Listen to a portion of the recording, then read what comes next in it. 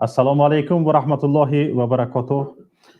تماشاگران عزیز، مخلصان گرامی شبکه تلویزیونی پیام تیوی، برنامه فردای تاجیکستان است. با شما شوکت محمد هستم و برنامه امروزه ما در موضوع مکتب و حکومت است. چرا ما نام این موضوع امروزه را مکتب و حکومت نامگذاری کردیم؟ برای آنکه طبق قانونگذاری تاجیکستان وزارت معارف، مؤسسه های تعلیمی باید زیر غمخواری حکومت جمهوری تاجیکستان همواره باشد و حکومت جمهوری تاجیکستان وظیفه دار است که شهروندان جمهوری تاجیکستان، فرزندان شهروندان جمهوری تاجیکستان را به تحصیل همگانی فرا بگیرد، به تحصیل رایگان تأمین کند و تمام نیازهای مکتب ها را به عهده بگیرد.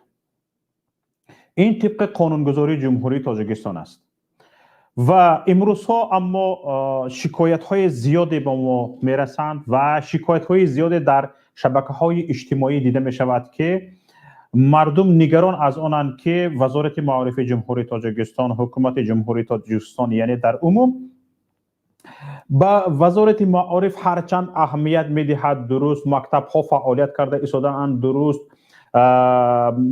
مؤسسه های تعلیمی فعالیت کرده ایستاده‌اند، چی تا مکتبی، چی ابتدایی، چی همگانی، چی عمومی، چی مکاتب عالی، همه فعالیت کرده ایستاده‌اند میبینیم. اما کمبودی ها خیلی زیاد است.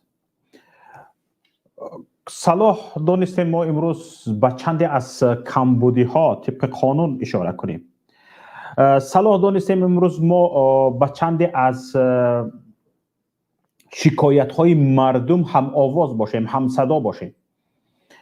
برای چی؟ برای اینکه حکومت جمهوری تاجیکستان بیشتر کوشش میکند عیب ها پوشیده مانند.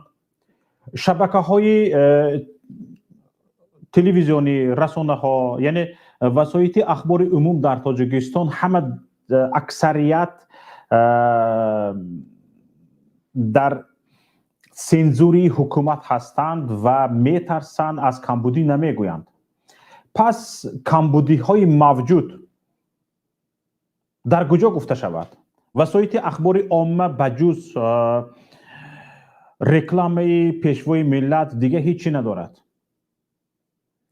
یگان برنامه خاص، یگان برنامه که کمبودی های وزارت معارف گفته شود، کمبودی ها در مکتب ها گفته شود، در مؤسسه های تعلیمی گفته شود ندارد. در مؤسسه های تعلیمی طبق گزارش های وسایل اخبار عمومی تاجیکستان همه گل است، همه گل است، همه جا آبادی، آسایشتگی و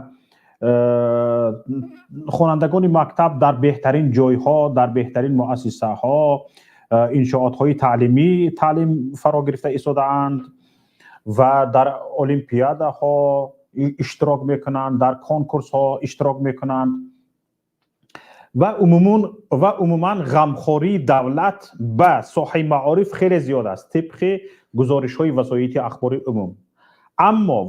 اما وقتی به شبکه های اجتماعی وقتی رو میبیاریم، وقتی که شکایت های مردم به ما آماده میرسد، میبینیم که اون چیزی که حکومت میگوید نه همیشه درست است.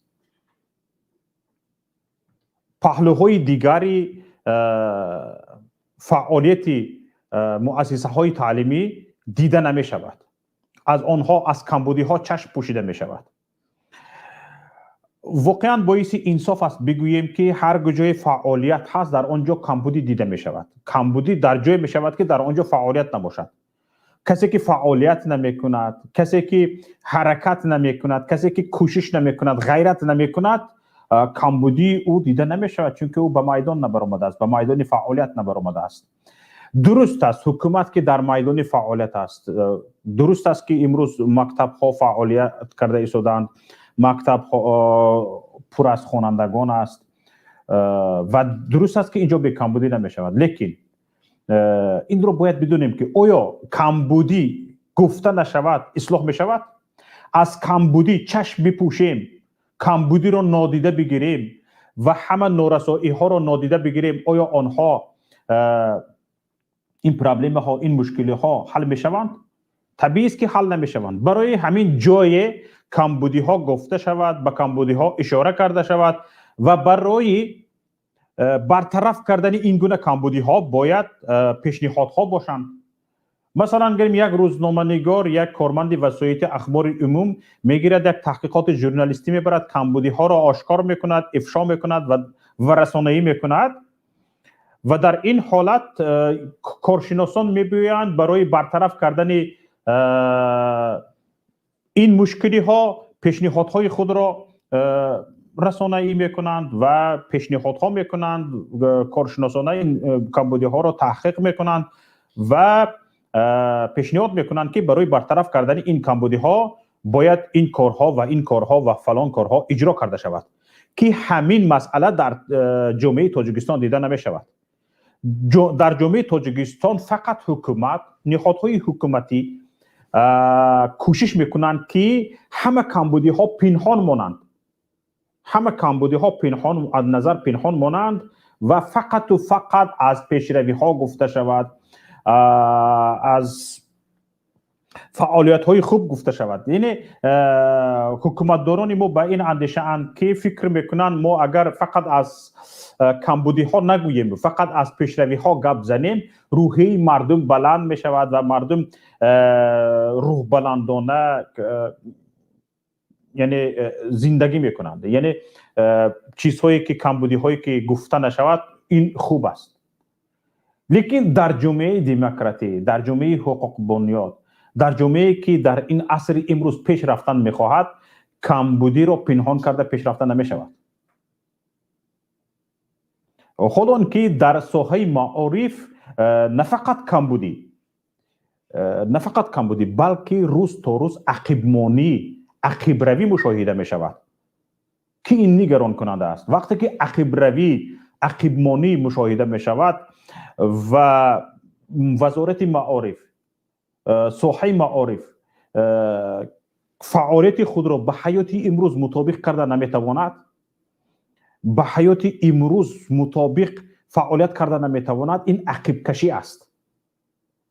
این عقب کشی است. تا حال اکثریت مکتب های ما که حالا به استقلالیت جمهوری تاجیکستان 30 سال شده است، با مکتب های، با صنفخانه های در سال های 50 60 عصر گذشته پوشیده شده درس میخوانند. این در فلان جا فلان مکتب پوشیده، در فلان جا فلان مکتب به استفاده داده شد و هاکذاها به طلبات زمان امروز جوابگو نیستند. بودجه‌ای که از حکومت جمهوری تاجیکستان برای ساحه معارف جدا میکند نهایت کم است و این بودجه کمی که به ساحه معارف جدا می شود تا جای ضروری آماده رسیدنش از یک قسمش هم آماده نمی رسد. تقسیم شده به کیسه های کروپسنرها می درآید و در نتیجه مکتب باز هم در همون حالت عصر گذشته می ماند. صنفخانه ها در همون حالت عصر گذشته مانده است و وضعیت مکتب ها حالا در حالت است که یک قسم از مکتب ها در حال نگران کننده، یعنی حالت صدموی قرار دارند. پروای کسی نمی بیاید. باز در همین حالت رو دیده و دانسته کروپسنرهای ما میبینند حالت در حالت صدموی است. مکتب با بالای خوانندگان کوچیدنش ممکن مکتب، لیکن مبلغی که برای مکتب جدا می شود به کیسهشون میزنند، پروا ندارند. حالا ببینید اکثر کشورهایی که در حالت کشور ما بودند چگونه پیشرفت کردند؟ پیش از همه چیکار کردند که آنها پیشرفت کردند؟ پیش از همه آنها ساحه معارف را بسیار جدی اهمیت دادند به ساحه معارف و حرمت احترام معلمان را بلند برداشتند، معاش معلمان را بلند برداشتند و به این اهمیت جدی دادند به ساحه معارف و همین گونه پیش رفتند و متخصصان خوب آماده شدند، متخصصان حرفه‌ای آماده شدند و متخصصان حرفه‌ای دیگر سر کار آمدند و کشورشان را ترقی دادند، پیش بردند. اما در کشور ما چی؟ در کشور ما حکومت کشور بیشتر کوشش میکند که خوانندگان از مکتب دور نگاه داشته شوند، در وقتهای تحصیلی به کارهای دیگر مشغول باشند، به مرشرافک مشغول باشند، به شنبگی مشغول باشند، به کوچروبی مشغول باشند. حالا ببینید خوانندگان مکتب کارهای چی میگن؟ کارهای کمونالی، اداره کمونالی رو هم اجرا میکنن، میبرن کوچه میروبن، معلمان در طور سرشان رفته میایستد، جویبارهای رو خوانندگان تازه میکنند، باقی دیرکتور مکتب رو رفته شودگار میکنند، پخته چینی میروند، گندم تازه کنی میروند، علف دروی میروند و هاکذاها. همین طور خوانندگان از کار تحصیلی دیده به کارهای دیگری اجتماعی بیشتر جلب میشوند که طبق قانون درباره معارف این خلاف قانون است. طبق قانون درباره معارف جلب کردن خوانندگان به کارهای اجتماعی یا که به همون کارهایی که به تحصیل خوانندگان خلل میرساند منع است. از این میبراید که مشرف هم منع است. حتی اختیاری منع است. به مشرف که بردن، زیر آفتاب نگاه داشتن، این گونه زیر آفتاب نگاه داشته بیمار کردن خوانندگان منع است. لیکن این کار رو میکند. برای چی؟ برای آن که برقاصه های کسبی به کارمندان تئاتر پولی دادنی ندارد، از یک قوه بیپول استفاده میکند.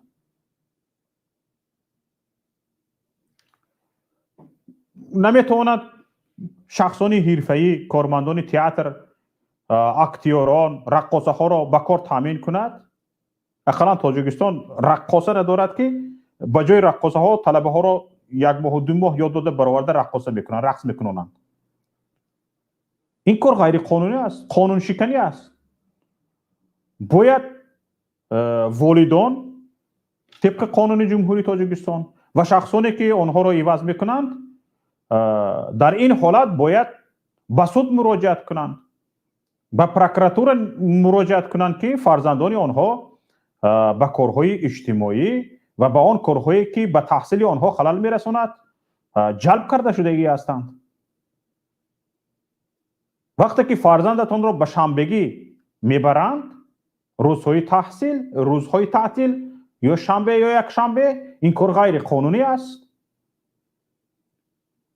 باید طلبه خواننده در روز شنبه، یک شنبه که روز تعطیلش است باید استراحت کند، یک کمی معاینه‌اش را دم دهد، یگان میتواند به سیر و گشت برود، به کتاب‌های دیگری بدیعی رو بیارد خواننده مکتب. اما در تاجیکستان چی است؟ در تاجیکستان نه فقط روزهای شنبه، یک شنبه به خوانندگان روز نمیدهند که اقلا استراحت کند، حتی در وقت تحصیل، در روزهای تحصیلی نیست، آنها را به هر گونه کارهای جمعیتی و گونه کارهای اجتماعی جلب میکنند، به همون کارهایی که به تحصیل خوانندگان خلل میرساند. این است که ساحه معارف در تاجیکستان ترقی نمی کند. ساحه معارف متخصصان خوب برآورده نمی تواند. یک کاری کرده خوانندگان مکتب را تمام میکنند. یک کاری کرده خوانندگان مکتب را تمام میکنند. یک کاری کرده دانشجویان دانشگاه و دانشکده ها را تمام میکنند. یعنی یک کاری کرده تمام میکنند. این خیلی نیست. حالا در تاجیکستان چی میگن؟ مبلغ گذاری سریکسی جاری است طبق قانون جمهوری تاجیکستان. مبلغ گذاری سریکسی یعنی چی؟ یعنی معلم به سر هر یک خواننده معاش میگیرد. وقتی که معلم به سر هر یک خواننده معاش میگیرد، چیکار میکنن؟ به یک صنف خانه 30 کس 35 کس را برده جا میکنن. غوغا غلاغله، معلم نمیتواند خوانندگان را آرام کند، نمیتواند هر یکی آن را تفتیش کند، نمیتواند هر یکی آن را بپرسد که درس امروزه را آیا تیار کرده است یا تیار نکرده است. همین طور است. قانون شکنی برای چی تو این خیلی کردی؟ برای اون که معاش از روی مبلغ گذاری سریکسی است. یعنی بسر هر یک خواننده معلم پول میگیرد. برای اون که وقتش را معلم بیهوده صرف نکند، 30 کس 35 کس را در یک صنف خانه جا میکند. یعنی 2 صنف را یک تا میکنند، وقتش بیهوده صرف نمیکند، درس گفته رفتن میگیرد. حالا که ببینید، من حالا از طلبات قانونی تاجیکستان دریافت نکردم، لیکن در روسیه طبق قانون برای هر یک خواننده نزدیک به 2 کوادرات جا لازم است برای تحصیلش، برای تحصیلی آزادانه به همدیگر خلل نرسانیدن، هم از جهت گیگینی بی خطر بودن. 2 کوادرات جا لازم است. 1.5-2 کوادرات. در تاجیکستان چی؟ نیم کوادرات نه، 50 با 50 جا نمیتیند. در یک پرته میتوانند 3 کس را حتی شینانند. برای چی؟ برای اینکه سیستم معاشگیری معلمان با سیستم مبلغ گذاری سریکسی است. مگر این سیستم خطا نیست؟ مگر وقتی اون نرسیده است که سیستم دیگه کرده شود؟ صنف ها مثلا اگر در یک صنف 35 کس باشند به 2 تقسیم کرده شوند، یکیش تا نصف روزی بیاید، یک گروه دیگر بعد از نصف روزی بیاید، یا به سه گروه به سه بست تقسیم کرده شود وقتی خواندن مکتب بچه ها. برای همین تماشابینان عزیز ببینید، خودی همین سال گذشته ما شاهد آن شدیم که ده ها شکایت ها به ما آمده رسید که در آخر سال وزارت معارف میگوید که معلمان رو میگوید که پول جمع کنید، پول تعمیرتان رو جمع کنید، مکتبتان رو تعمیر کنید. وقتی معلمان میگن که کرونا ویروس است، مکتب ها کارانتین شدن، طلبه نیست، از کی پول جمع میکنیم؟ میگن که تمام ما از معاشتون میداریم، پول تعمیر مکتب رو از معاشتون میداریم. شما چیکار میکنید؟ وقتی که مکتب تحصیل نو سر شد از خوانندگان جمع کرده میگیرید. معلمان از پول معلمان بازداشته میشود در آخر سال تحصیل، برای اون که مکتب تا وقتی تحصیل نو تعمیر کرده شود. بله، بعد وقتی که مکتب سر می شود از خوانندگان پول جمع میکنن. اکنون وقتی تحصیل نو سر شدن از خواننده پول تعمیر مکتب، بور، این دیگه و ها همش از خواننده جمع کرده می شود. بالای وای باید مکتب بچه لباس خرد، دفتر خرد، کتاب خرد، قلم خرد، همه چیز زبرباری می شود. آیا همین درست است؟ پدر و مادر خواننده از اول سال تحصیل الکی میانش میشکنه، الکی در درآمد زمستان میان پدر و مادر رو میشکنن با پول جمع کنید. این مثلا حالا به سایت اصلاح رو بیارید، در همین یک ماه آخر درباره شکایت از مکتب ها آمده 2 مقاله نشر کرده است. حالا به سایت پیام سر زنید، 10 ها مقاله ها درباره شکایت پدر و مادران و درباره کمبودی های همین بخش معارف است، ساحه معارف است. ما امروز اقلا طلبات قانون درباره معارف، قانون جمهوری تاجیکستان درباره معارف را تامین کرده نتوانیم. آیا میتوانیم پیش برویم؟ پیش رفته میتوانیم؟ پیش رفته نمیتوانیم. حالا بیاید تماشابینان عزیز، من کوشش میکنم اینجا درباره قانون جمهوری تاجیکستان صحبت کنم. چندی از قانون جمهوری تاجیکستان را برایتان بازخواند میکنم. یعنی یک بار میخونم که اینجا قانون جمهوری تاجیکستان چی طلبات هایی دارد و در ما چی طلبات هایی هست. ببینید، ماده 3 قانون جمهوری تاجیکستان درباره معارف میگوید که در مؤسسه های تعلیمی ترغیب، تأسیس و فعالیت ساختارهای حزب‌های سیاسی، حرکت‌های سیاسی جمعیتی و دینی من است. بله، من است. لیکن معلمان کارشان ترغیب حزب خلق دموکراتی است.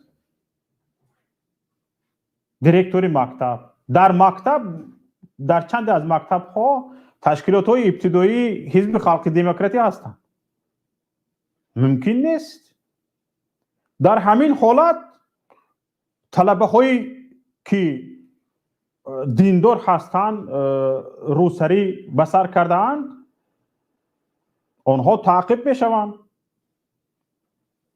در مکتب ها، مؤسسه ها، بیمارخانه ها نوشتگی ماندگی هستند که با روسری در آمدن منع است. در مکتب ها هم همین خیل است.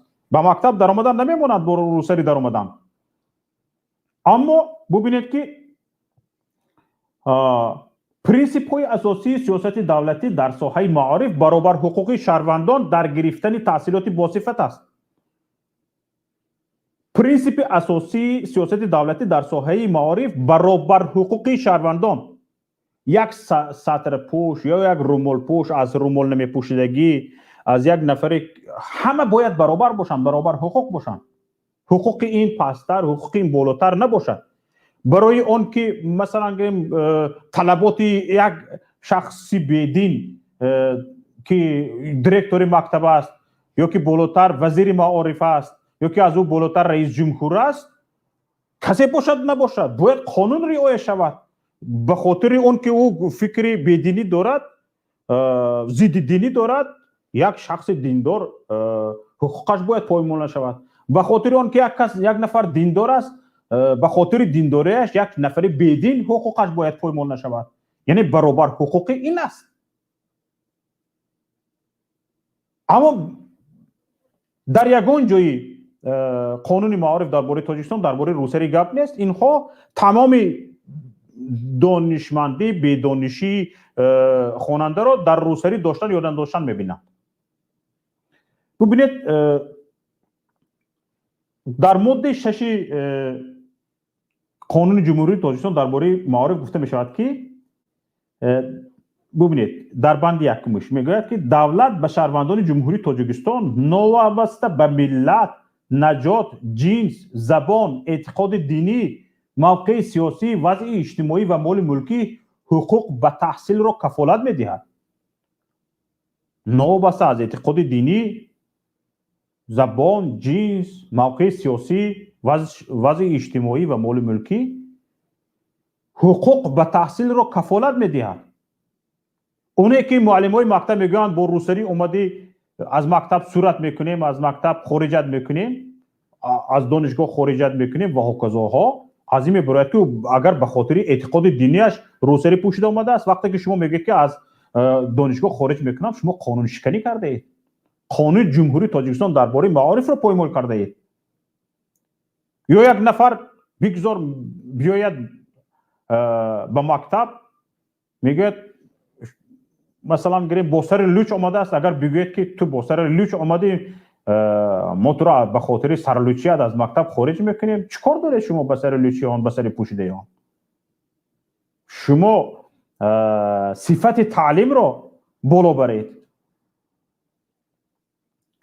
ببینید دولت به شهروندان جمهوری تاجیکستان تعلیمی حتمی عمومی اساسی رایگان را در مؤسسه های تعلیمی دولتی اینچنین در دایره فرمایش های دولتی در اساس آزمون رایگان گرفتن تحصیلات را در زینه های منبعه تحصیلات کفالت میدهد. در تاجیکستان طبق این قانون جمهوری تاجیکستان تحصیلات رایگان است. اما آیا درست است که رایگان است؟ چی کسی در تاجیکستان در مکتب های تاجیکستان فرزندش میخواند در مکتب های تاجیکستان، اما از دادن 1 سومانی، 2 سومانی، 50 درهمی، 4 سومانی، 5 سومانی آزاد است؟ همین خیلی انسان در تاجیکستان آیا وجود دارد که روزی نیست که 1 سومان 2 سومان برای فرزندش برای مکتب بدهد، برای کراسک پول بده، برای پارتا پول بده، برای بور پول بده، برای دوسکا پول بده، برای کنسرت پول بده؟ چی کسی در تاجیکستان وجود دارد که فرزندش در مکتب میخواند به مکتب پول نمیدهد؟ این خیلی در تاجیکستان این خیلی نفر وجود ندارد. تمام نشست و برخواست مکتب ها پولتگویی است.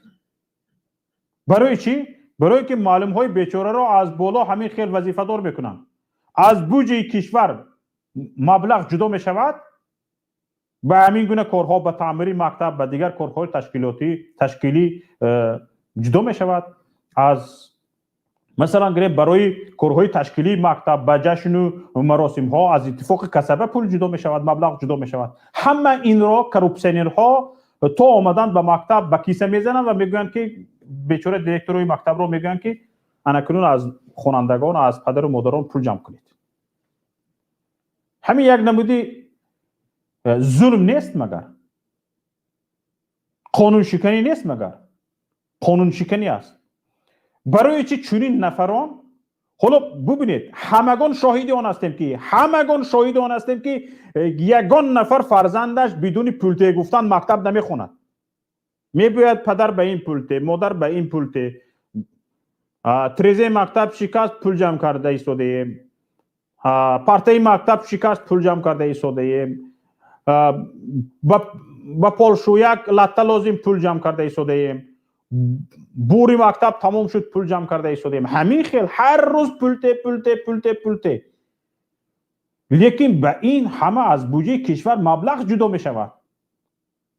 این مبلغ ها کجا می روند؟ به کیسه کروپسیونرها، به کیسه دوست ها. شما چی فکر دارید؟ همین مسئله رو وزیر معارف تاجیکستان نمیدوند؟ میدوند. برای آن که همین مبلغ در سطح خودش داشته می شود، بعد آن که از بودجه میگذرد داشته می شود و به نهادهای پایانی نمی بیاید. شاید همین طور است. چیزی دیگر،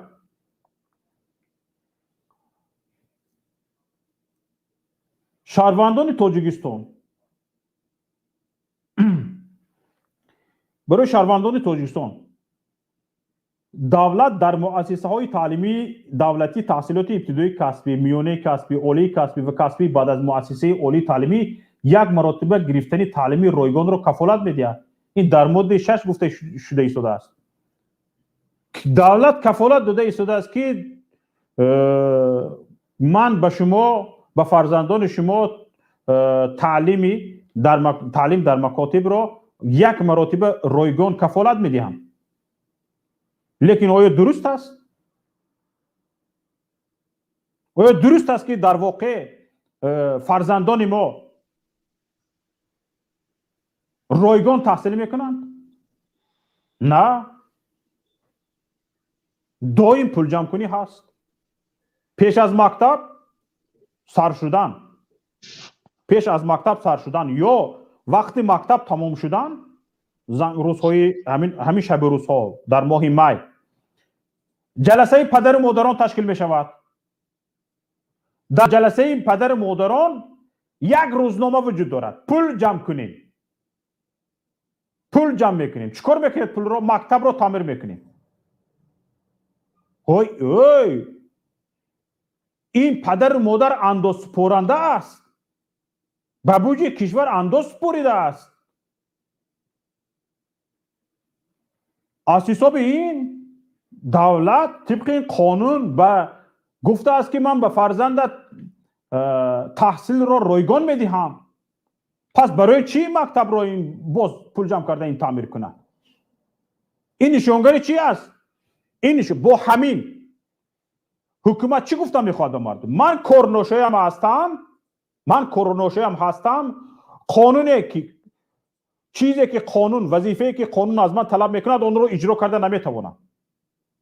همین قدر گپ است. وقتی که مجلس پدر و مادران شد و در آنجا گفته شد که روزنامه مجلس یکی از اونها این است که در این درس دانشجویان فاکولته مناسبت‌های بین‌المللی دیگر و هاکذاها پول جمع کنیم، مکتب رو تعمیر کنیم، پول جمع کنیم و هاکذاها. وقتی که چنین 10 سامانی برای فلان ها، برای هر فرزند فلان سامانی پول جمع کرده شود، این گفتنی گپ است که حکومت کارناشایم است، از عهده اجرای قانون نمی براید و برای همین مردم خودشان از پای خودشان شوند.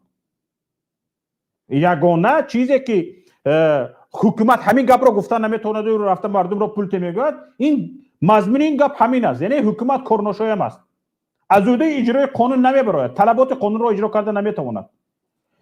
حکومتی که طلبات قانون را اجرا کرده نمیتواند، این حکومت طبیعی است که کارناشایم است. حکومتی که کارناشایم است حق بودن را ندارد. باید جای او عوض کرده شود. باید به استعفا رود، به کماندش. نگوید به پیش مردم رفته که من پول تید جایی که این پول تید گفتنش غیر قانونی است. حکومتی که از حساب تئاترهای دولتی، از حساب مؤسسه های فرهنگیش نمیتواند که پیشوازی یک مهمانانش را گذراند، جشنهایش را تجلیل بگیرد و این را میماند به این مبلغ جدا کرده نمیتواند. از حساب خوانندگان مکتب و دانشگاه ها مردم را در تگ آفتاب برآمده 1 ماه 2 ماه رقص کننده، رقص یاد داده جشن تجلیل میکند. این حکومت کارناشایم است. این حکومت از عهده شخصان حرفه‌ای را برآورده، مهمانش را پیشواز گرفتن و یک جشنش را تجلیل کردن نمیبراید. برای همین مجبور است از یک قوه رایگان استفاده برد. رایگان یعنی چی؟ خوانندگان مکتب را میبرد در تگ آفتاب، به جای آنکه شخصان حرفه‌ای آماده را به این کار جلب کند، این شخصان را میبرد یک ماه در تگ آفتاب مشق میکنند. کسی که در عمرش مثلا رقص کسبی را ندیده است، به او رقص کسبی و رقص عمومی میآموزانند. این نشانگری چی است؟ این نشانگری کارناشایان بودن حکومت است. حکومت نمیتواند شخصان حرفه‌ای را به این جلب کند، برای همین خوانندگان را جلب میکند.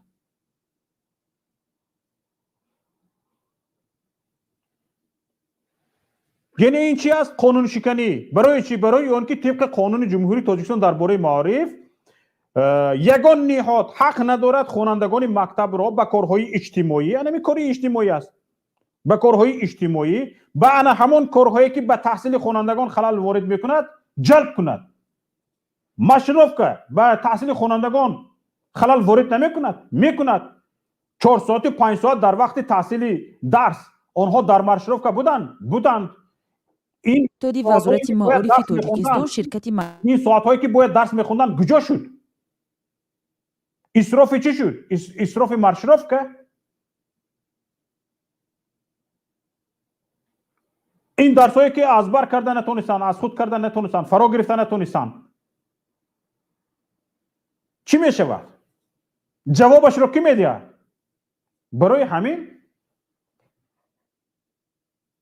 این از آن شهادت میدهد که حکومت کارناشایم است. حکومت از عهده پیشوازی مهمانانش با شخصان کسبی نمیبراید. حکومت از عهده تجلیل جشنهایش با شخصان کسبی نمیبراید. برای همین یک نفر را میبیارند، یک نفر کسبی را، 1000 نفر کسبی را درس میدهد، درس رقص. به اینها بسواد شدن جامعه مهم نیست، ترقی کردن جامعه مهم نیست، به اینها رقص مهم است. رقص کردن، توانستن خوانندگان مهم است. این قانون شکنی است. البته این نشانگر کارناشایی حکومت است. حکومتی که کارناشایی است باید جوری خوری کند. صرف هم نمیرود که کی را در کجا باید استفاده کرد. خوانندگان را، دانشجویان را در یک برآمدهای تئاتری کنانیده شده استفاده میکند. اکتیوران، رقاصه ها در کوچه‌روبی در روسیه جای کار نیافته، از عهده آنها را شخصان حرفه‌ای را به جای کار تامین کردن ندارد، از عهده‌اش نمیبراید.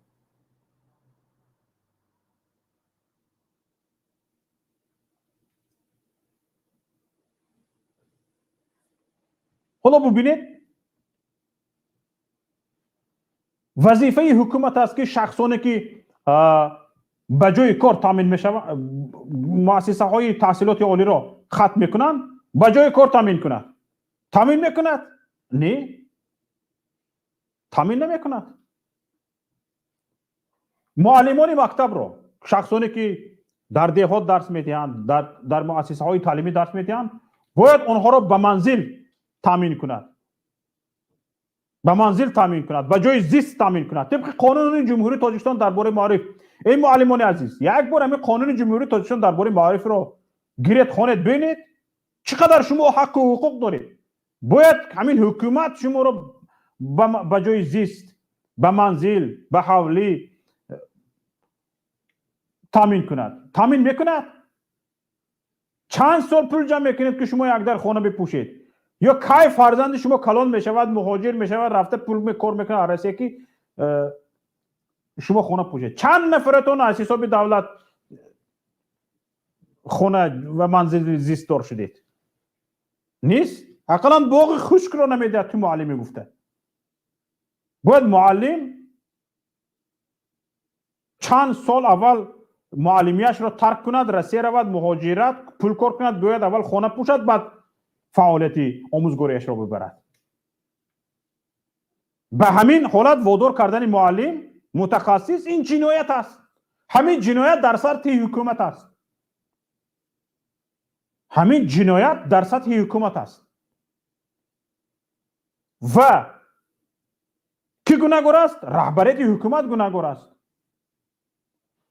کی اداره کردن نتوانسته است؟ برای چی معلم آموزگار به جای کار از حساب جای کارش به منزل زیست تامین نمی شود، مجبور می شود که ترک کسب کند، ترک آموزگاری کند، برود روسیه کوچه روبی کند چند سال، خشت بزند، لای ریزد و بعد پول کار کرد اومده یک در خانه پوشد یا نپوشد، یگان کلبه سازد، بعد آموزگاری کند. به همین حالت مردم را، صاحب کسب را، آموزگار را کی وادار کرده است؟ ایستاده است حکومت نوآمده را کار ناشایم و در رهبریت آن امام علی رحمان. یعنی همین کار، همین مناسبت امام علی رحمان با معلم جنایت است. باید امام علی رحمان جواب گوید در نزد مردم و جوابگری کشیده شود. از روی قانون من از هوا گپ نزده ایستادم. قانون جمهوری تاجیکستان درباره معارف ببینید، نگاه کنید. ماده 24 بند ششمیش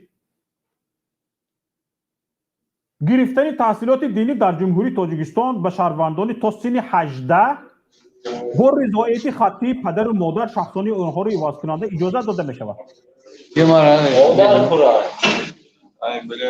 ببینید، تا سن 18 گرفتن تحصیلات دینی در جمهوری تاجیکستان به شهروندان تا سن 18 سالگی با رضایت خطی پدر و مادر اجازه داده می شود.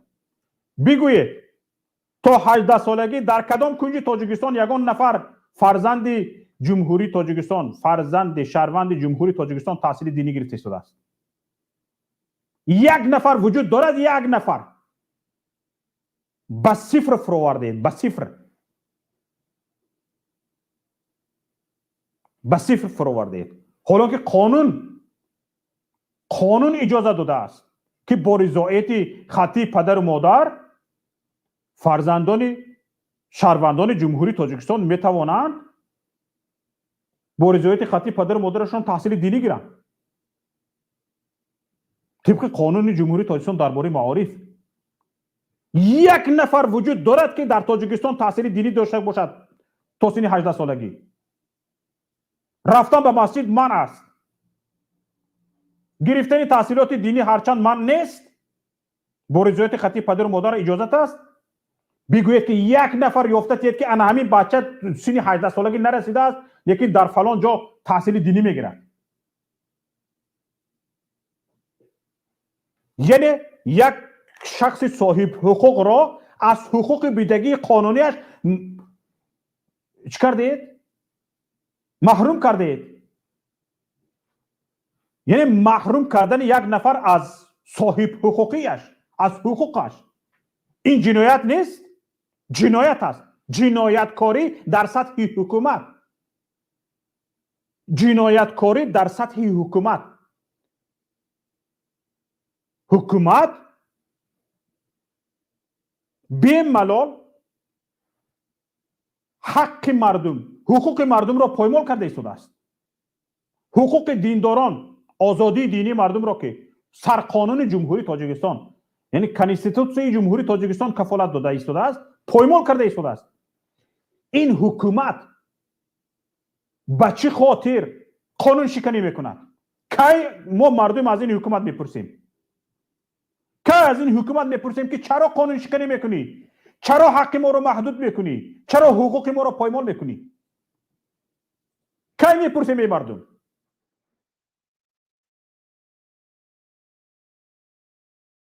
ببینید، هم بگی و بعضی روزها میبرارن بچه ها را کوچه روبی میکنن. کاری اداره کمونالی رو مکتب بچه ها اجرا میکنند. در همین حال ما از همین بچگی متخصصی کوچروبی تیار بکنیم. از نورسی ما متخصصی کوچروب آماده میکنیم. متخصصی کوچروب اینجا رو با در سر معلم ها رو میفرستند، چلک ستیل بیل کلند دو جاروب به دست خوانندگان داده به کوچه میبرند. باید در سر هر 10-12 خواننده یک معلم میایستد، قطار کوچه میروبونند. اداره کمونالی چیکار میکنند؟ حکومت به اداره کمونالی پول داده نمیتوند، از بودجه پول گذرانده نمیتوند. یکی پولی که به اداره کمونالی از حساب بودجه میگذارد به کیسه هاشو میزنند، بعد به معلم ها رو میبرند.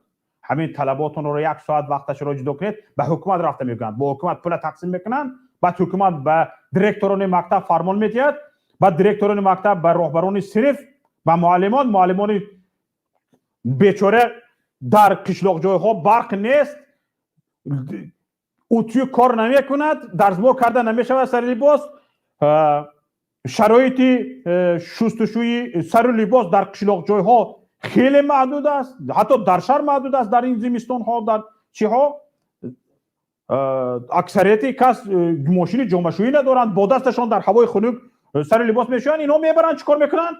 با همون لباس تازه خوانندگان به دست خوانندگان جارب میدهند، به دست یکیش کلند، به دست یکیش بیل، کوچه رو چیکار میکنند دیگه؟ مکتب نخواند، از حساب تحصیل شما کوچه میروبونید. یعنی این هنر یاد میگیرتگش همین کوچه روبی میشود دیگر.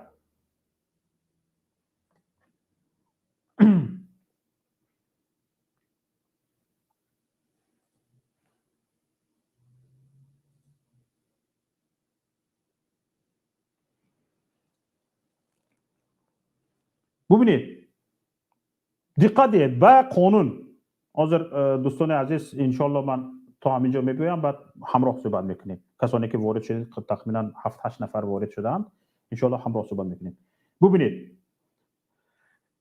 از اجرای ماده 25 تشکیل روند تعلیم و تربیه، ماده 25 بند 9 را ببینید. از اجرای وظیفه اساسی دور ساختن کارمندان ساحه آموزگاری، جلب تعلیم گیرندگان مؤسسه های تعلیمی به کارهای کشاورزی و دیگر کارهای به تعلیم و تربیه ناوابسته منع است. ماده 25 بند 9.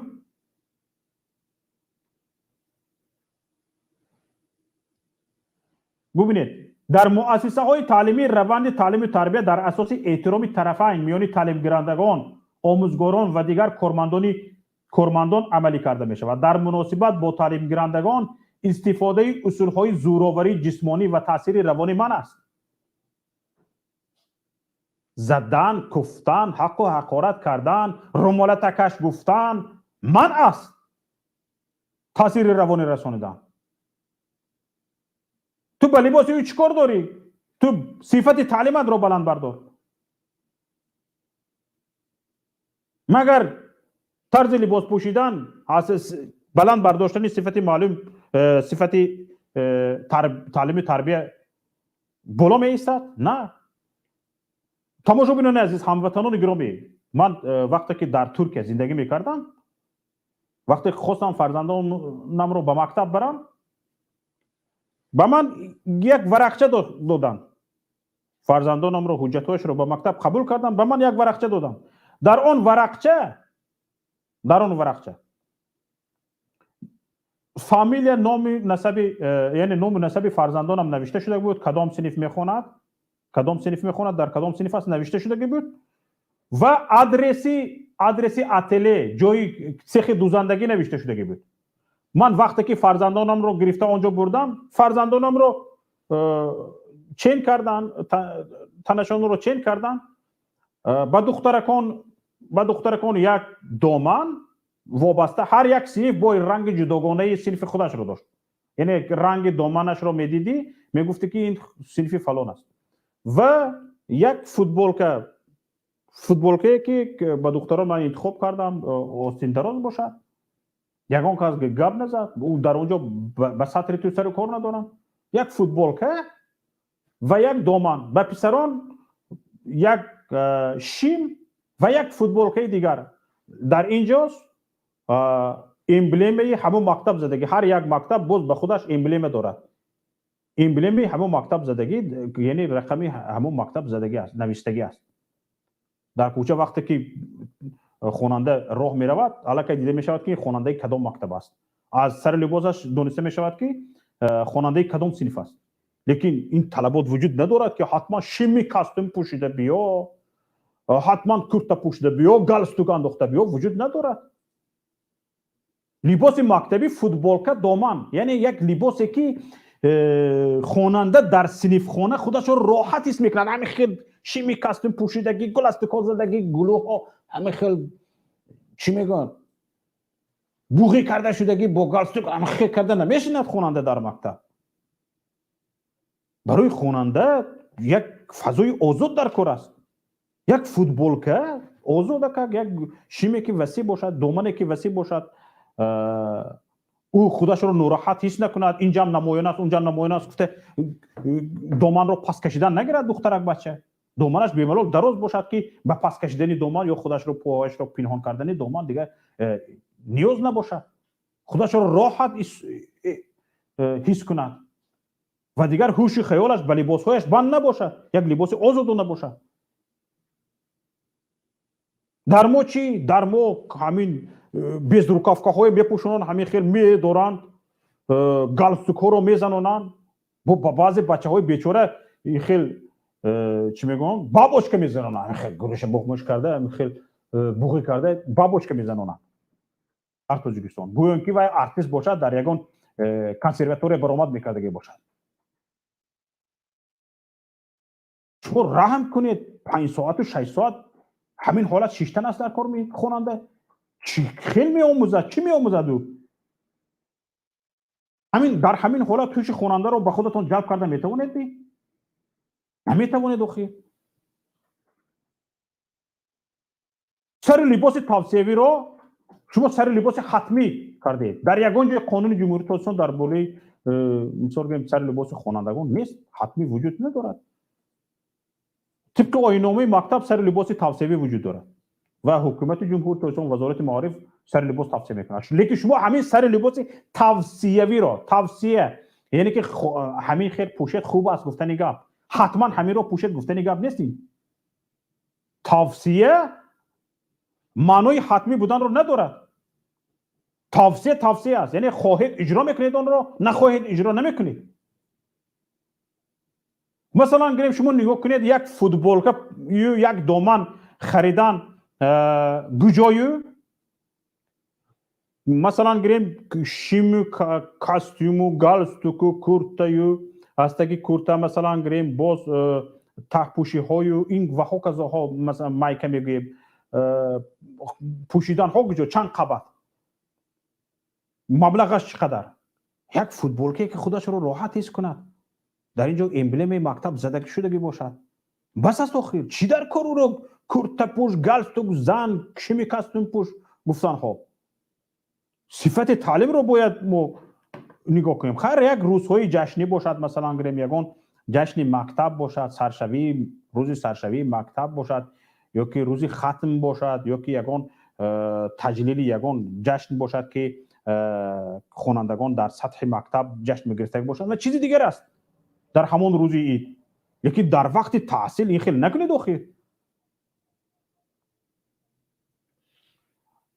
حالا چند نفر به ما پیوسته هستند با نوبت تاجیکستان به پیش بفرمایید. حالا ما چند گفتنی های دیگر داشتم اینجا، کارمندان تکنیکی اشاره کردن که بسیار نفران وارد شده ایستادند برای سخن گفتن. بگذار سخن شما را هم شنویم، بسیار منتظرتان نکنیم. در دوام برنامه انشالله من چند چیزهای دیگری گفتنی دارم، انشالله میگم. تاجیکستان به پیش بفرمایید. السلام علیکم و رحمت الله و برکاته. اکای شوقت جان، امیدواریم که خوب هستی انشالله. یک مشکلی دیگر گفتنی بدم، نمیدونم شما خبردار هستین نیستین؟ آوازم آماده است اکای شوقت؟ بله آوازتون هست. درباره همین دانشگاه‌ها و دانشکده‌های در جمهوری تاجیکستان هستند. ختم کننده‌های تمام دانشگاه‌ها و دانشکده‌ها حاضر برای 500 سومی از تمام همه دانشجویانی که در همین دانشکده‌ها و دانشگاه‌ها چی میکنند خوانده ایستادن، از همه اونها 500 سومی گرفته می شود. از تمام دانشجویانی که در دانشکده‌ها و دانشگاه‌های جمهوری تاجیکستان چی میخوانند، فرق نداره وایها علم دارند ندارند، از تمام دانشجویان پول گرفته می شود 500 سومی. در بعض دانشگاه‌ها بسیارتر هم با خبر هستی نیستین از همین مشکلی. برای چی پول میگیرن؟ برای گوست اگزامین هست که پیش از دیپلم گرفتن گوست اگزامین. برای گوست اگزامین ها از تمام از من دادرم میخواند، خواهرم میخواند در دانشگاه چی آموزگاری تاجیکستان. بعد کلین ما میخواند در دانشکده آموزگاری. از هر یک تای اونها 500 روبلی 500 سومانی میگیرن. برای چی؟ برای گوست اگزامین. ببینید برادر عزیز، در قانون جمهوری تاجیکستان درباره معارف ماده 58 بند 9 گفته می شود. نگرید، من میخونم، عیناً میخونم، قانون رو نگاه کنید. با آموزگاران و دیگر کارمندان ساحه معارف، راهبران صنف ها، مربی ها، پرستاران، ماموریت مؤسسه های تعلیمی، جمع‌آوری مبلغ نقد و غیر نقدی از تعلیم گیرندگان و پدر و مادران آنها، شخصان آنها را عوض کننده من است. قانون من کرده ایستاده از پول جمع کنی را. ماده 58 بند 9 با آموزگاران و دیگر کارمندان ساحه معارف دانشگاه ها نهاد زیرتابع ساحه معارف هستند راهبران، مربی ها، پرستاران، ماموریت مؤسسه های تعلیمی، جمع آوری مبلغ نقد و غیر نقدی از تعلیم گیرندگان و پدر و مادرای آنها و شخصانی که پدر و مادرای آنها را عوض میکنند من است. از این بر میگوید که در تاجیکستان یگان قانونی عمل کننده نیست، همه قانون‌ها تجاوز کرده شدند. با این قانون شکنی ها در سطح حکومت، در سطح دولت، در سطح معارف باید ما بس گوییم، باید بس گفته شود. آیا همین معلمان نمیدونن، نمیفهمن که قانون شکنی کرده ایستادن، دزدی کرده ایستادن، به کیسه مردم چشم علا کرده ایستادن و آنها را به این دزدی حکومت این کشور تله داده ایستاده است، همچون دزد در نزد جامعه شناخته شوند، هیچ آبروشان نباشد، شأن و شرفشان نباشد، شأن و اعتبارشان نباشد، هم بی شرف کنی، بی احترام کنی، چی؟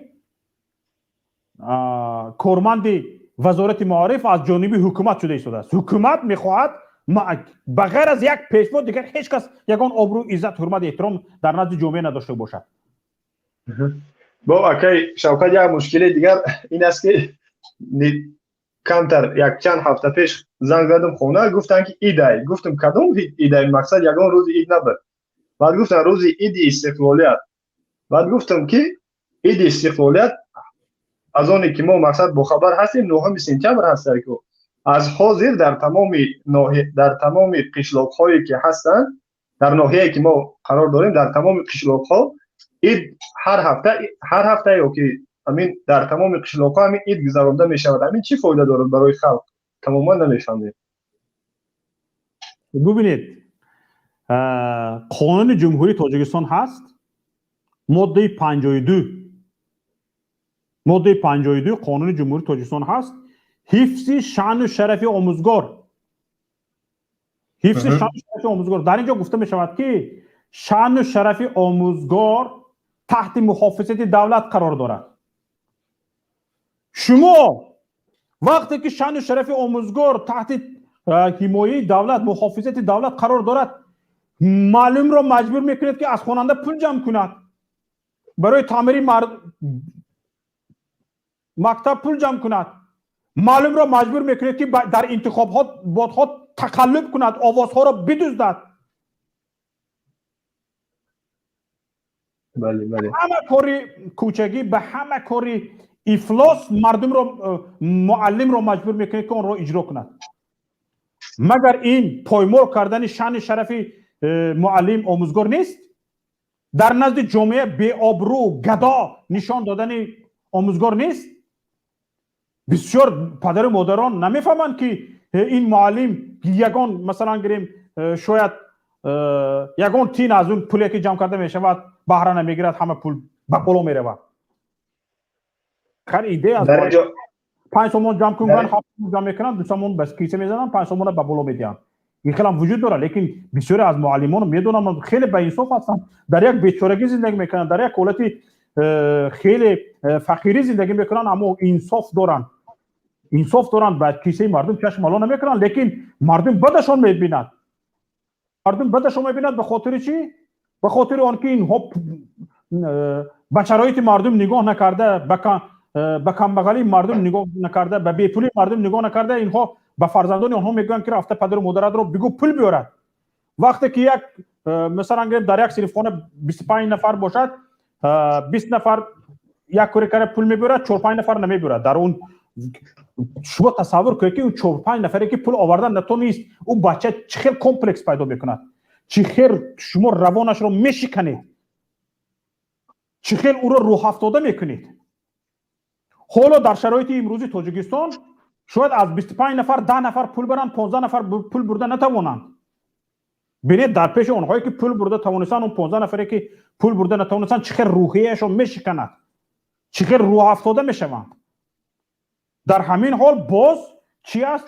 شان و شرف آموزگار پایمال شده است. ببینید قانون میگوید که دخالت غیر قانونی مقامات دولتی و شخصان منصبدار به فعالیت آموزگار منع است.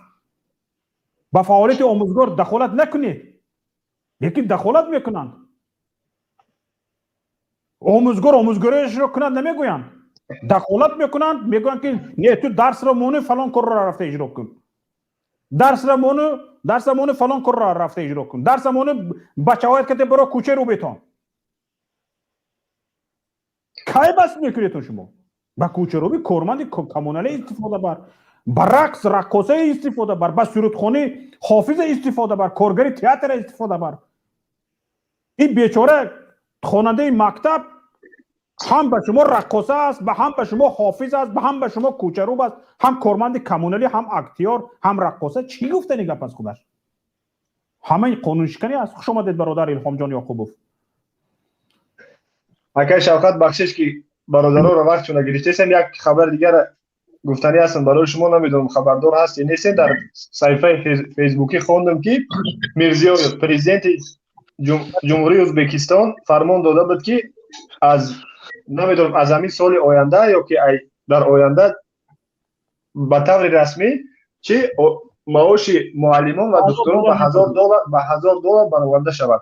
و برای خلق تاجیک خطاب دارم که تا اون روزی که مقصد امام علی در سر دولت است، روز تا روز سطح زندگی مردم پایانتر میرود، در یک سطح حالی در یک سطح کریتیک که ما قرار داریم. همین سال اگر که زراعت مقصد خوب نگیریم و اگر که بود هوا خوب نشود و کمتر حاصل خوب نگیریم، زمستان پیش با فکر من به حد زمستان سخت میباید و گوشنگی در تاجیکستان به حد احوال مردم بد میشود و فکر من. سلامت باشید اکای شوکت. از یک زیاد به شما برادر عزیز. برادر الهام جان بفرمایید. سلام علیکم برادر عزیز.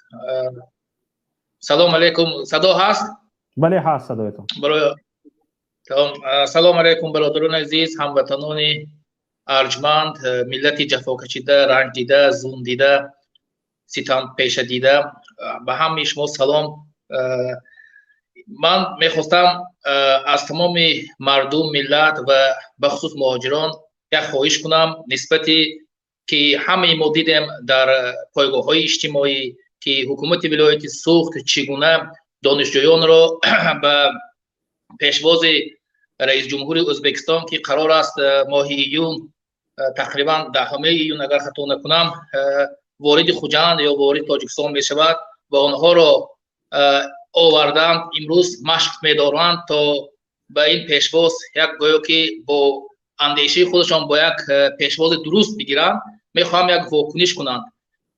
ملت عزیز، مهاجران گرامی، من میخوام که همه شما نسبت این بین‌المللی، نسبت این دیوسی حکومت ولایت صحبه، خصوص رئیس ولایت که واقعا یک شخص فاجر، یک شخص خیلی بد است، نسبت این عمل واکنش کنید. زیرا خیلی که همه شما میدونید واقعا این یک دیوسی است. نگاه کنید که این رهبرا، این رئیس ولایت که خود چند معشوقه دارد، 2-3 زن دارد، اگر میخواهد که این پیشواز افتخارمانده باشد، یعنی اینها میخواهد که رئیس جمهور را پیشواز گیرند، با زنهاشون با دخترهایشون پیشواز گیرند، با دختر مردم کاردار نشوند.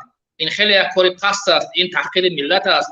ما به این تحقیر اجازه ندهیم. وقتی که ما چندین مراتبه خاموش بودیم، الکی نگاه کنید که همیشه و در همه مورد این دختران و معلمان گرامی را استفاده میبرند. من میخواهم که ما واکنش کنیم. واکنش ما انشاءالله تاثیر خواهد کرد و اینها از این بین‌المللی دست خواهند کشید و ملت ما تحقیر نخواهد شد. من واقعا این کار رو تحقیر میدونم و از همه شما دعوت میکنم، چون که در پایگاه اجتماعی فیسبوک هم نوشتم و دعوت کردم که نسبت این بین‌المللی، نسبت این عمل غیر قانونی، نسبت استفاده بردن دانشجویان، استفاده بردن دختران تاجیک واکنش نشان دهید. ما نگذاریم که ملت ما تحقیر شود. برای همین من بار دیگر از همه شما طلب میکنم که چنین واکنش انجام داده شود.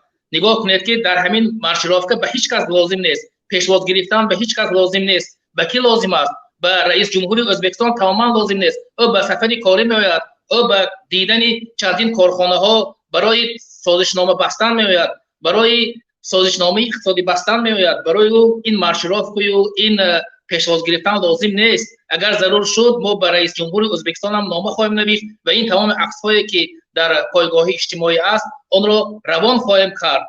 برای همین در این مارشرافکه میلیون ها سامانی خرج می شود. آیا خوب نیست که این میلیون ها سامانی که از بودجه ملت، از کیسه ملت صرف می شود برای یک کمبغل یا برای یک کار خوب، برای مکتب ساختن؟ شاید یک مکتب، پول یک مکتب که از فوندامنت تا 100% این مکتب ساخته می شود، شاید این پول مکتب خرج برای پیشوازگیری یک رئیس جمهور شود. چی لازم است که ما این خرج را، این خرج هنگفت را، میلیون ها سامانی را برای یک پیشواز گرفتن رئیس جمهور صرف کنیم؟ شما مکتب سازید، شما حداقل برای مکتب ها کامپیوتر خرید، شما برای مکتب بچه ها دفتر و کتاب خرید. برای همین وقتی که ما اعتراض بکنیم، وقتی که ما واکنش نسبت این عمل غیر قانونی و عمل بی‌ناموسی میکنیم، حداقل هم تحقیر ملت انجام نخواهد شد و هم پول ملت به یک جای درست صرف خواهد شد. برای همین موضوعی که امروز موضوع مکتب هست و خیلی شما هم در این موضوع خیلی پرره و به تفصیل هم گفتید و فقط ما میگویم که معلمان ما، همه ما اصلا سبب دار هستیم، به خصوص معلمان است. حتی در همین مورد نگاه کنید که بسیاری ها واکنش میکنند که برای چی پدر و مادر این دخترها اجازه دادند که در این مارشرافکه یا پیشوازگیری رئیس جمهور اشتراک کنند. خوب اون پدر مادر شاید که در روسیه هست، چون زندگی بازبین است، اون مهاجر باشد، اون یا پدر مادری که ناخوانده است، شاید که همین مفهوم، همین مسئله به صرف هم نرود. نگاه کنید که معلم که زیایی است، اینتلیجنت است، باسواد هست، واکنش نشان نمیدهد. وقتی که یک زیایی ما، یک اینتلیجنت ما، یک خواندگی ما، یک باسواد ما، وقتی که واکنش به همین عمل غیر قانونی، به همین تحقیر ملت جواب نمیدهد، ما از پدر و مادر، آنهایی که در روسیه هستند، در مهاجر هستند، چرا انتظار شدن میتوانیم؟ برای همین در این مسئله ها ما خودمون گناهکار هستیم و معلمان هم گناهکار هستند. و بیشتر معلمان نگاه کنید که وقتی که ما میخواهیم که معاش معلم زیاد شود، به همین صدا بلند میکنیم، میخواهیم که معلم سربلندانه زندگانی کند، آبش بے پول باشد، برقش بے پول باشد، گازش بے پول باشد، حداقل 50% ارزان شود. من در انتخابات همین مسئله رو چندین مراتبه برداشتیم و در بسیار موردها گفتیم. معلمان بجای آن که ما رو دستگیری کنند ضد ما واکنش نشان میدادند. برای همین من نمیدونم حالا چگونه این چیز رو برای معلمان رسانیم که وقتی آن رسیده است که معلم باید احترام خود را داشته باشد، معلم باید حق خود را طلب کند، معلم باید سربلندانه زندگانی کند. واقعا اینجا یک برادر خیلی خوب گفتند که و این رو هم همه خواند. رئیس جمهور ازبکستان که قرار است به تاجیکستان بیاید، او پیش از چند روز پیش از آمدنش به تاجیکستان که اعلان شد گفت من معاش معلم را به $1000 برابر خواهم کرد. امروز تاجیکستان کشور من شما هم چنین قدرت را دارد که معلم $1000 معاش گیرد. بله این قدرت را دارد، این توانایی دارد، تاجیکستان دارد این را و مبلغ هم میرسد. اگر چیزی که شما گفتید و دیگران هم گفتند پول بودجه دزدیده نشود، پول بودجه 2% و 5% به کدام فاندهای خیریه‌ای و فاند پیشوا و فاند پسما نرود. این پولهایی که دزدیده می شود و به هر طرف تقسیم بندی می شود اگر با معلم داده شود باور کنید آنها از $1000 هم اضافه پول خواهند گرفت. و باید وظیفه اساسی دولت، وظیفه اساسی ملت و مردم و مملکت این باشد که اولین درجه باید معاش معلم بالا باشد و معلم سربلندانه زندگی کند و معلم تنها وظیفه‌اش تربیت کردن نسل نو است، تربیت کردن ملت، باسواد کردن مردم ملت است. امروز اساس که مکتب‌های ما تنها به تنها مهاجر استحصال می‌کند. مکتب به یک کارخانه استحصال کردن مهاجر تبدیل شده است. از این جهت برای از این مشکل‌ها براندن باید حکومت جمهوری تاجیکستان اعتبار و احترام معلم را بالا برد و معلم را در غیر از وظیفه‌های خودش که تعلیم و تربیت است به دیگر جا استفاده نبرد. مثل در انتخابات چینه استفاده میبرد، مثل برای پیشوازگیری ها میبرد، مثل در شنبهگی و یکشنبهگی و تازه کردن شهر و ولایت و نواحی میبرد. معلم را همچون غلام، همچون کارگر یک کارخانه دیگر استفاده نبرد. معلم باید وظیفه‌اش تعلیم و تربیت باشد و برای تعلیم و تربیت کردن معلم، سربلندانه زندگانی کردن معلم حتما باید پیشنهاد میکنم و از حکومت جمهوری تاجیکستان طلب میکنم و ده ها مراتب هم گفتیم که اولا معاش معلم بالا برداشته شود و تمام کمونال خانه اینها از برق و از آب و از دیگر چیزهایی که دولت برایشان میدهد، یعنی که برق و آب و اینها باید حداقل 50% برای معلم ارزان کرده شود. تشکر برادر عزیز. من در برنامه شما با هم خواهم شد چون حرفات خیلی زیاد است. برای دیگران فرصتیم با من صحبت خود را ان شاء الله دوام خواهم داد. ان شاء الله همراه صحبت میکنیم، همراه ان شاء الله برنامه را گرفته میبریم. ببینید برادر عزیز گرامی، حالا درباره پرداخت‌های کمونالی شما صحبت کردید. در همین قانون جمهوری تاجیکستان درباره معارف گفته شده است که معلمان، آموزگاران می توانند از این گونه پرداخت ها آزاد باشند، از پرداخت پول گاز، پول برق، پول آب، همین گونه چیزها، مثلا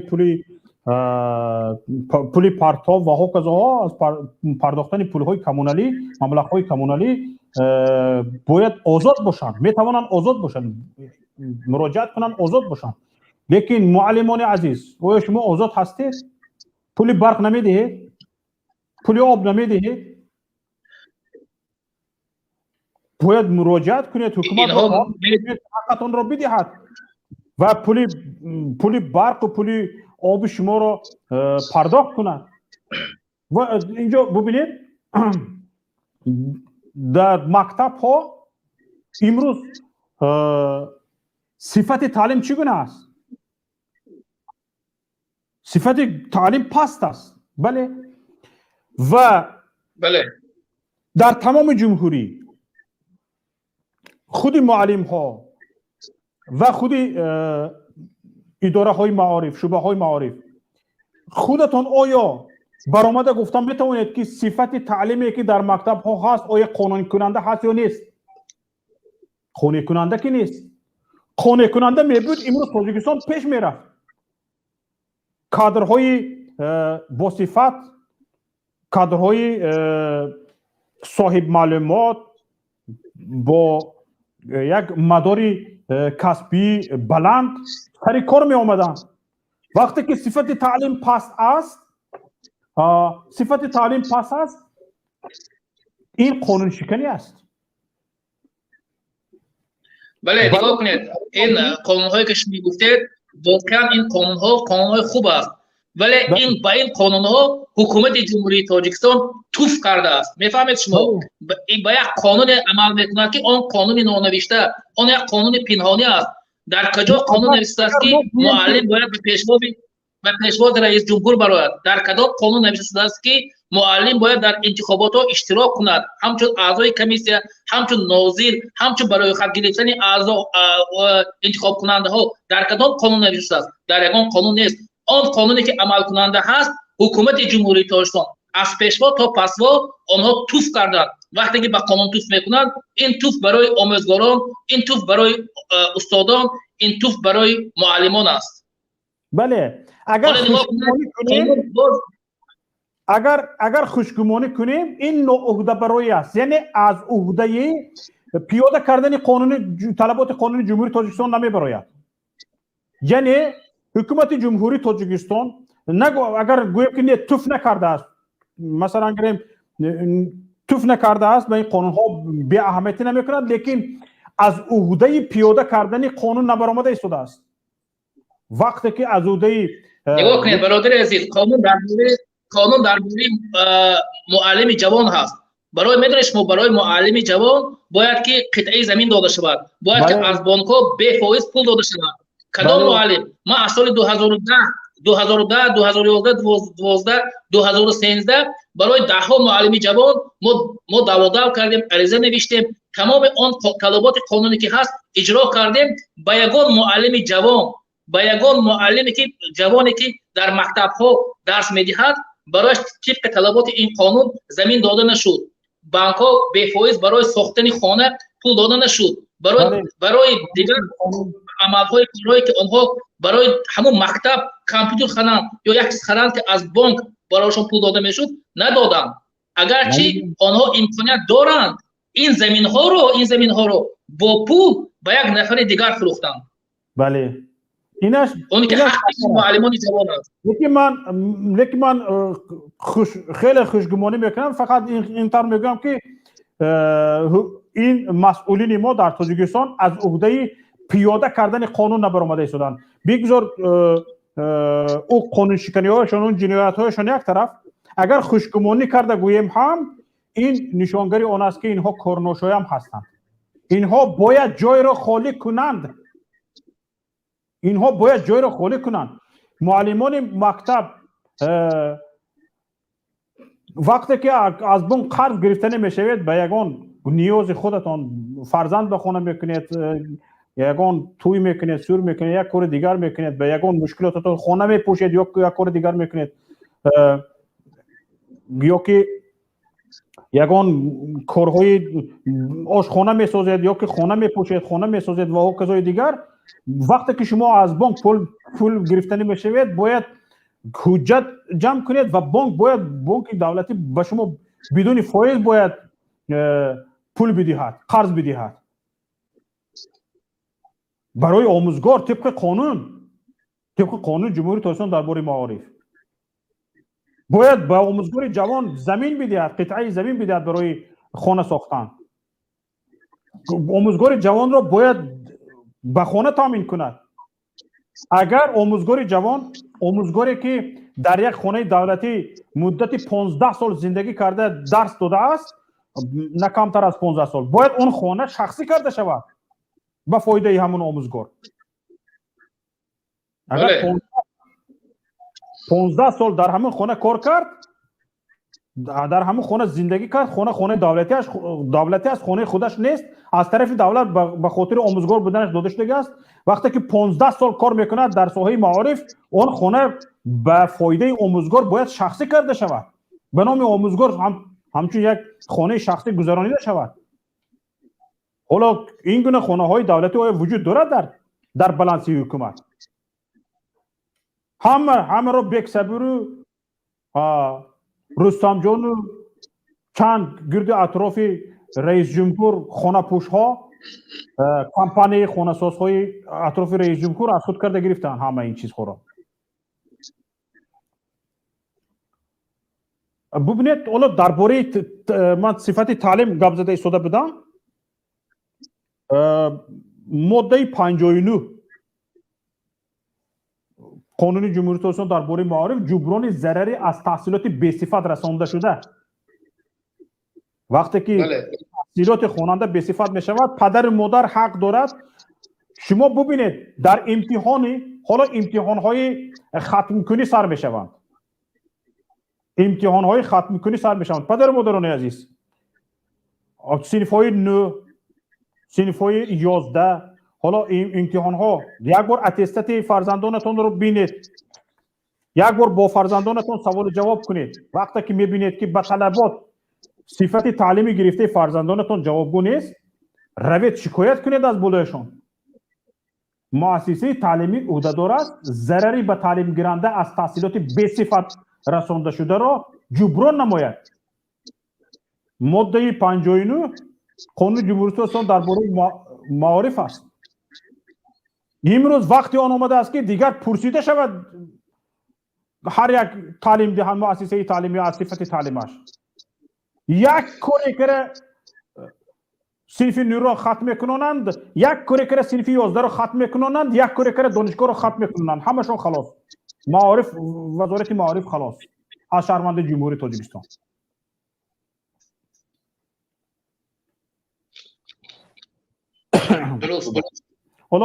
حالا ببینید وضعیت مکتب ها در تاجیکستان در چه حال است. حالا اینجا یک منور رو از شبکه اجتماعی گرفتیم برایتون نشون میدیم با ادامه میدیم.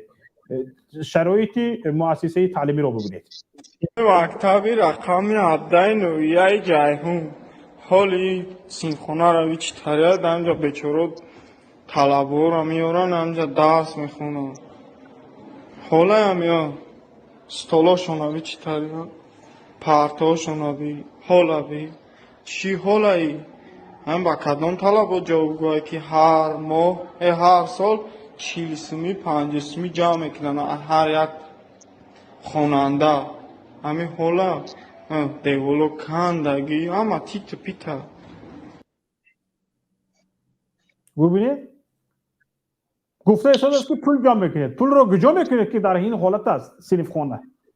بله پول جمع کردن یک عمل غیر قانونی است چون تقریبا 35-40% بودجه مملکت به معارف با تصدیق خود مجلس نمایندگان مجلس عالی جمهوری تاجیکستان به ساحه معارف داده میشد. به ساختن مکتب، به تعمیر مکتب، به تمام مسائل هایی که مربوط به معارف است با آن داده میشود. این پول چیدن یک عمل غیر قانونی است که شما چندین مراتب گفتید و دهها مردم هم دهها مراتب گفته است.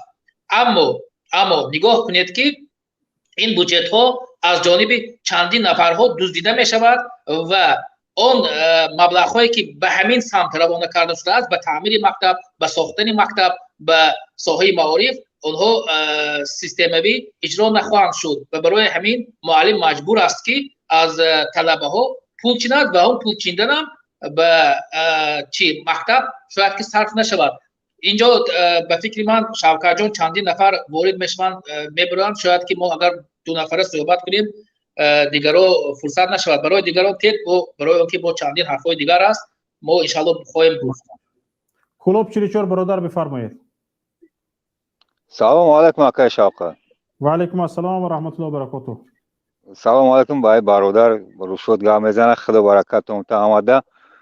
اوید بر مکتب گپ زدین. مکتب خیلی ظلم است. ما در ظلمیم در غلامیم.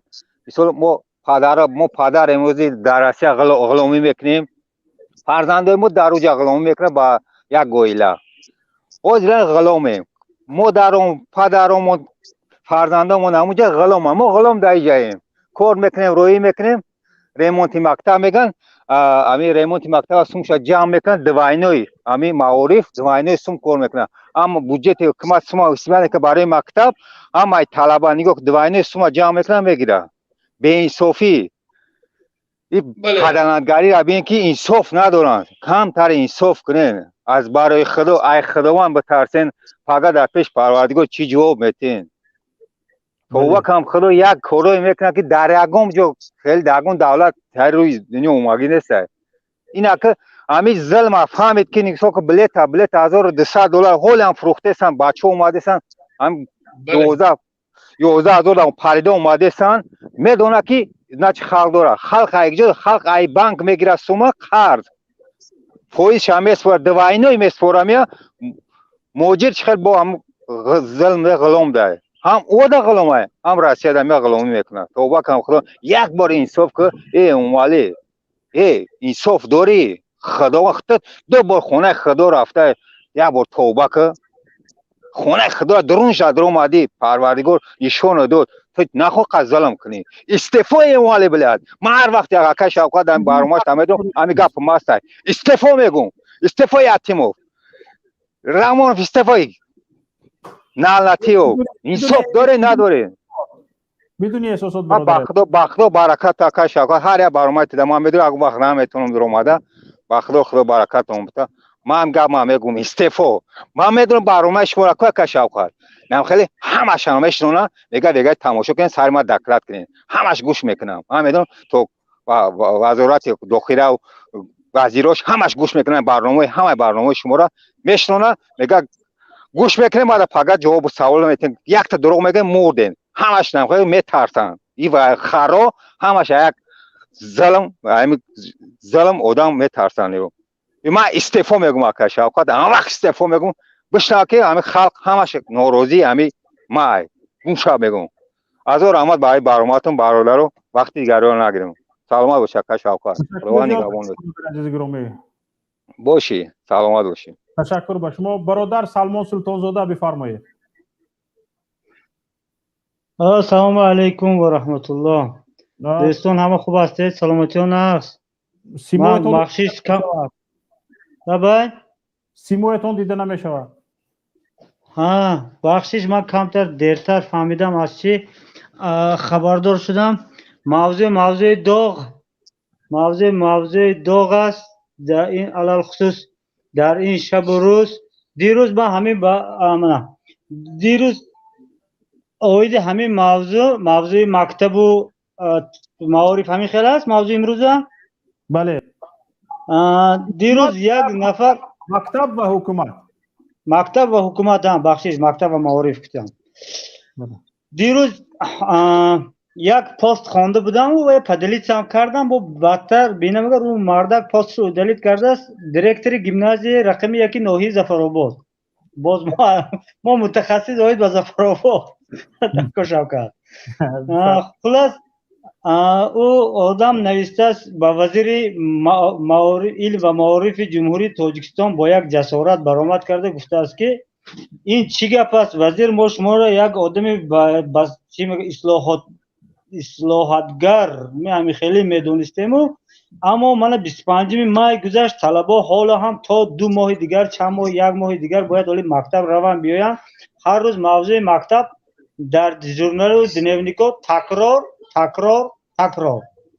بله با این در شرایط هوای گرم تابستان تاجیکستان گفته است نه معلم خوش درس دادن دارد نه طلبه خوش درس خواندن با هم طلب کرده است که یک 25 مای چی کنید چی میگه تعطیل اعلان کنید و اگر شما تعطیل اعلان نکنید من همچون دیرکتر گیمنازیا خودم بچه را به تعطیل میفرستانم من گفتم احسن به جسارتت اما 3 روز بعد از 3 روز ببینم پاس ادلیت شد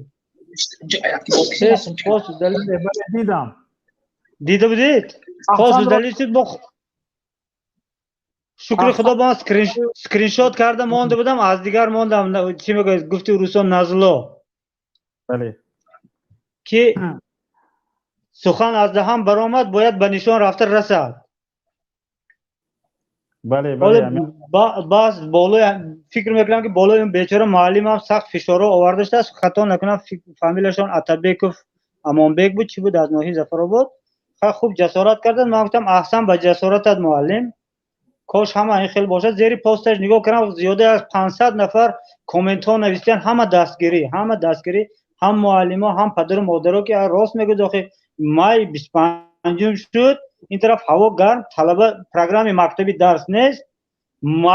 این بعد من فکر کردم این برنامه حکومت همین است که این طلبه ها رو به همین کار بند کرده میستده، به مارشروفکه ها آماده میکند و خلاص کلام یک غلام نمیخواد از که دستش بیرون کنه.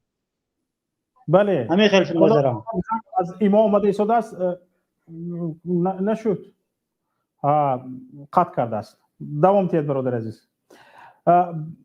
حالا ببینید همون نفرات که به جسارتش یک قصه به یادم اومد. یک نفر بسیار کارهای خیرش رو بسیار کارهای خیر کرده می‌ایستاده است. حاضر فعال کنید نوام میتونید. بسیار کارهای خیر کرده می‌ایستاده است به همین به مکتب های به همین دهش. بعد یک روز آمده است گفته است که همین سال به من امید نبرید، این سال من کاری خیر کرده نمیتوانم، اگر خیر نصیب باشد سال آینده، این سال کمتر کیسه‌ام خراب شد. گفت دیرکتور مکتب گفته است که گفته است من همین خیر و سخاوتی توی یک به گازیته نویسم. گفته است حکومت فهمد که توی خیلی خیر سخاوت کرده می ایستادی، یک بگوید فلان راه درست میکردگی، یک بگوید فلان کوپروک درست میکردگی، یک بگوید فلان مکتب دیگر هم میساختگی. گوید بعد این مکتب چند تا مکتب و چند تا کوپروک شده برود، بعد میفهمی. گفته است این همین مسئله حکومت نفهمد، من از کجا نباشد مبلغ امسال هم یافته آوره میتونم. این هم همه خیلی شدگی به فکرم. حالا گفته است من تو یک لوف زده بسیار تعریف کرده. گفته است در گازیته ناحیوی نویسم. گفته است این آدمی سخاوت پیشی سخاوت من. گفته بعد میفهمی که گفته است سال آینده یک مکتبی نمونه باید چند مکتب دیگر چند کوپروک دیگر آباد کردن در کار. همین برین است. بله متاسفانه چنین است. یک نفر از ایما زنگ زده ایستادن، بعد گفته ایستادن که اینجا تلفن مرا بردارید. همون نفر خودتون زنگ زنید میشود که بسیار سرسان نکند. با ایما زنگ زده ایستاده است، اینجا با من زنگ زده ایستاده است، تلفن بردار گفته ایستاده است. شما تلفن بردارید نه که کنوکس پخش نکنید. من اینجا با زنگ زدم.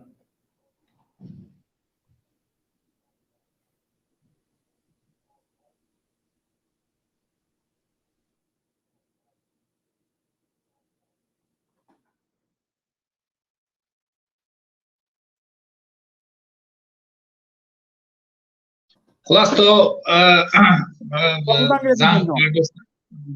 زنگ برداشتن شما واقعا سایه معارف باید اصلاحات شود. اصلاحات در تمام زمینه ها باید اصلاحات پوره انجام داده شود. ما خیلی گفتیم اگر واقعا حکومت جمهوری تاجیکستان گفتی روسا ژلانی داشته باشد، واقعا این کار رو انجام داده میتواند.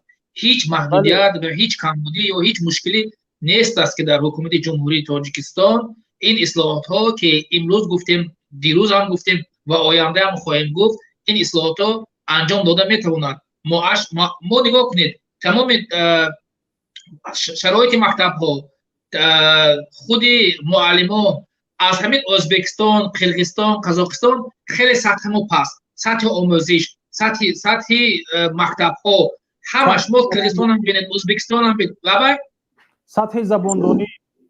سطح زباندانی همه سطح ها ما از همه قفاترین هستیم. یعنی ما برای چی مثلا در افغانستان سال 2013 مثلا اصلاحات معارف مثلا شد، چرا در قرقیزستان و در ازبکستان هر سال تقریبا اصلاحات در ساحه معارف می شود؟ و نگاه کنید که حتی ازبکستانی که هم گفتیم و چندین نفر هم گفت که از همین سال از ماه سپتامبر معاش مثلا معلم به $1000 برآورده می شود، یعنی اصلاحات در معاش انجام داده می شود. چرا تاجیکستان مثلا همین کارو انجام نمی کند؟ در آنی که در حالتی که شرایط تاجیکستان، بودجه تاجیکستان همین چیز به امکانیت دارد، چرا این کارو انجام نمیدهد؟ چرا ما مبلغ‌های بودجه معارف رو به یک کار دیگر مصرف کرد یا پیشوازگیری کدام نفر چی کنیم صرف کنیم؟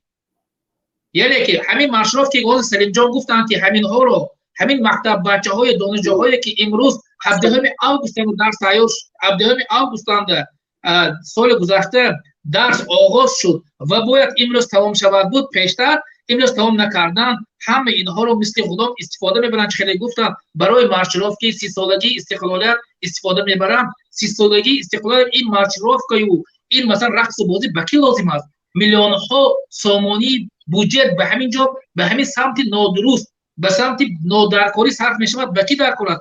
تو با این بودجه‌ای که صرف میکنی معاش معلم رو حداقل 100 تومن 200 تومن بردار. یک دو مکتب ساز.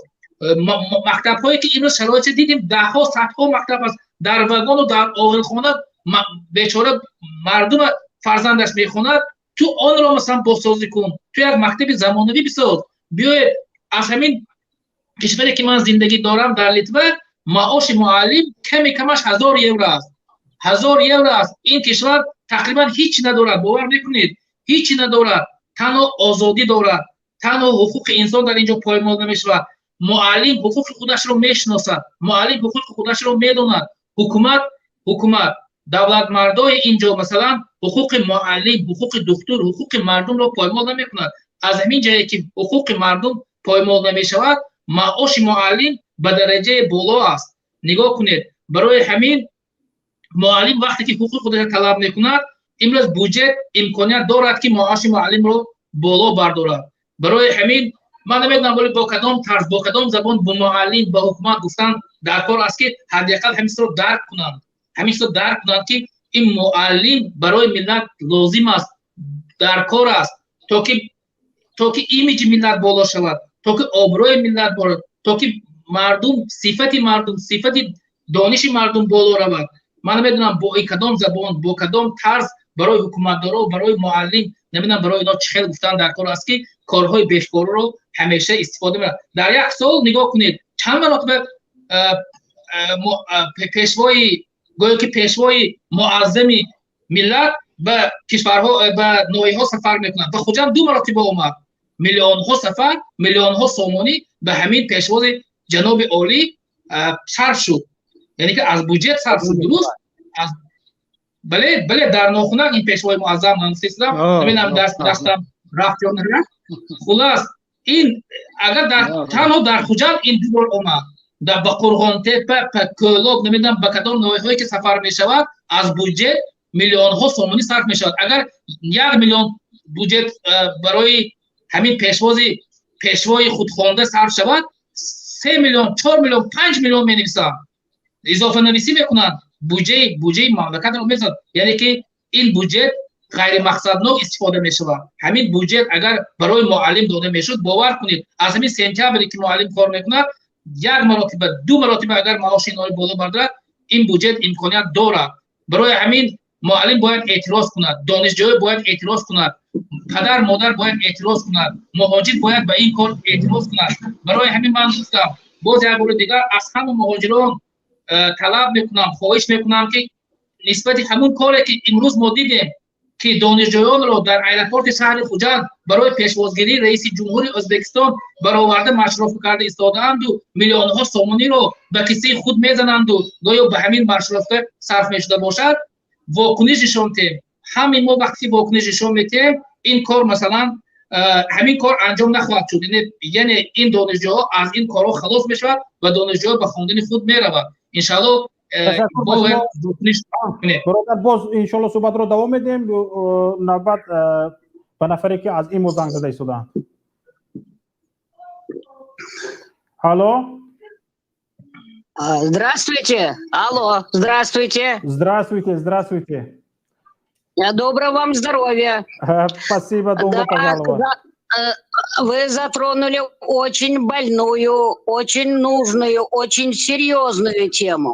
Вale. Дело в том, что каждого ребенка, каждого школьника воспитывает семья и воспитывает школа. И вот это золотое правило 3. Первое.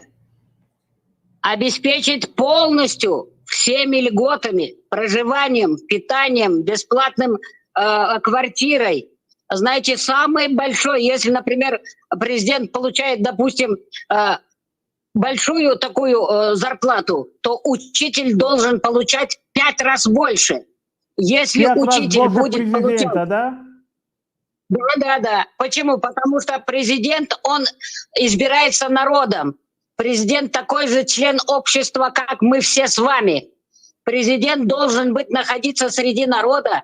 Особенно президента Таджикистана. Мы помним, как он в Дангаре встречался с Махмудом Худойбердиевым, с Ангаком Сафаровым в этих брезентовых сапогах. Как народный президент.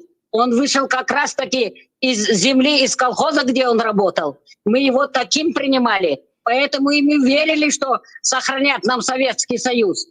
Если учитель будет получать 5 раз больше зарплату, чем президент, если врач будет получать зарплату 5 раз больше, чем президент, если каждый военнослужащий, особенно на границе, который стоит, рискует своей жизнью против всех этих контрабандистов по провозу наркотиков, по провозу всех контрабандных материалов, будет 5 раз больше получать, чем президент, тогда у нас будет что? Тогда система коррупционная, система воровская, система бандитская, система, знаете, что все продается и все покупается, пропадет. Почему, если, например, учителю, врачу, работнику органа, пограничнику, военнослужащему, милиционеру, сотруднику КНБ обеспечить жильем, обеспечить его безопасностью, обеспечить его зарплатой больше 5 раз, чем получает президент, то будет страна, знаете, какая процветающая. В этой стране будет и образование, в этой стране будет развиваться промышленность, в этой стране будет самая высокоточная, самая современная технология. Вот. Конечно, религия всегда была важной для всего человечества. Почему? Потому что в каждой душе из нас, в каждом сердце у нас есть Бог и уверование. Поэтому, если вот эти законы будут соблюдаться, мы не будем всю жизнь кормить чужую армию. Потому что все те, которые будут достигать совершеннолетия, будут с удовольствием, как в советские времена, идти почетно служить кому? Государству, кому? Отечеству, кому? Нам с вами, народу. А сейчас что творится? Что натворили сейчас? Натравили микрорайон на микрорайон, улицу на улицу. Это что такое? Школьники без ножа не ходят. Кругом одни преступления, кругом поножовщина. Кругом, значит, не дай бог, это что такое? Я возьму вот город Душанбе. Неужели должны за 2, за 3 остановки идти и друг друга убивать? Это что такое? А милиция вместо того, чтобы зачинщика поймать, зачинщика наказать, наоборот, ловит тех свидетелей, которые дают правильные показания, наказывает их. Вот поэтому основа государственности, основа любого общества, основа всего человечества является кто? Авал о илашон, падар модаршон, бобо вишон, амакошон, тагойошон, шешитоворошон. Барой чиозер Тоҷикистонда ин қадар расход шудаген мардум. Духтару бачавай барои ки падару модарошон все поколение шуд ино гастарбайтеран, ино трудовой мехнат меброянд. Конечно, вай бечара фарзандо дар кампиру бивиёй пир мондаги да хонаҳои дарбадар шешитаворо да тарбия то охирша гирифта наметавонанд. Ина 30 сол меша. 30 сол кӯдаке ки таваллуд шуд 30 сола шуд. Вай 10 сол падаршо надид, 15 сол модаршо надид, шешитаворшо надид. Ай ки вай тарбия меёвад?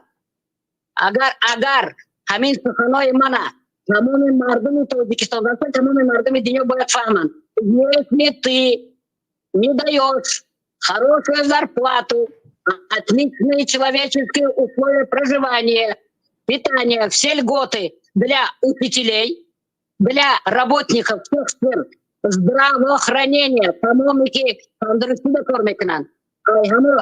шофёр шар карда, санитар шар карда, то главврач-то. Агар гамхори накунӣ, барои тамоми коргарои органи безопасности, милиция, пограничника, допустим, дефо, это будет, знаете, вот такое безобразие идти. Поэтому мы помним Эмомали Рахмона как народного президента, а всех тех, которые его возвеличили, которые начали раболепством заниматься, которые выдвигали в этих парламентах ему вот эти все регалии, как Пешво, как еще другие. Это что такое? Прежде чем назвать президента Узбекистана, язык поломаешь. Полчаса надо эти все вымышленные, все эти навешенные на него атрибуты читать. Вот их надо наказать. Уголовной ответственности, международной уголовной ответственности привлечь всех депутатов и всех инициаторов, которые столько навешали на этого бедного несчастного народного, как говорится, президента Эмомали Рахмона, столько много регалий. Сделали из него фирауна Таута, сделали из него какого-то Будду, какой-то культ личности. Вот о чем я говорю. Если государство будет своевременно заботиться о ком?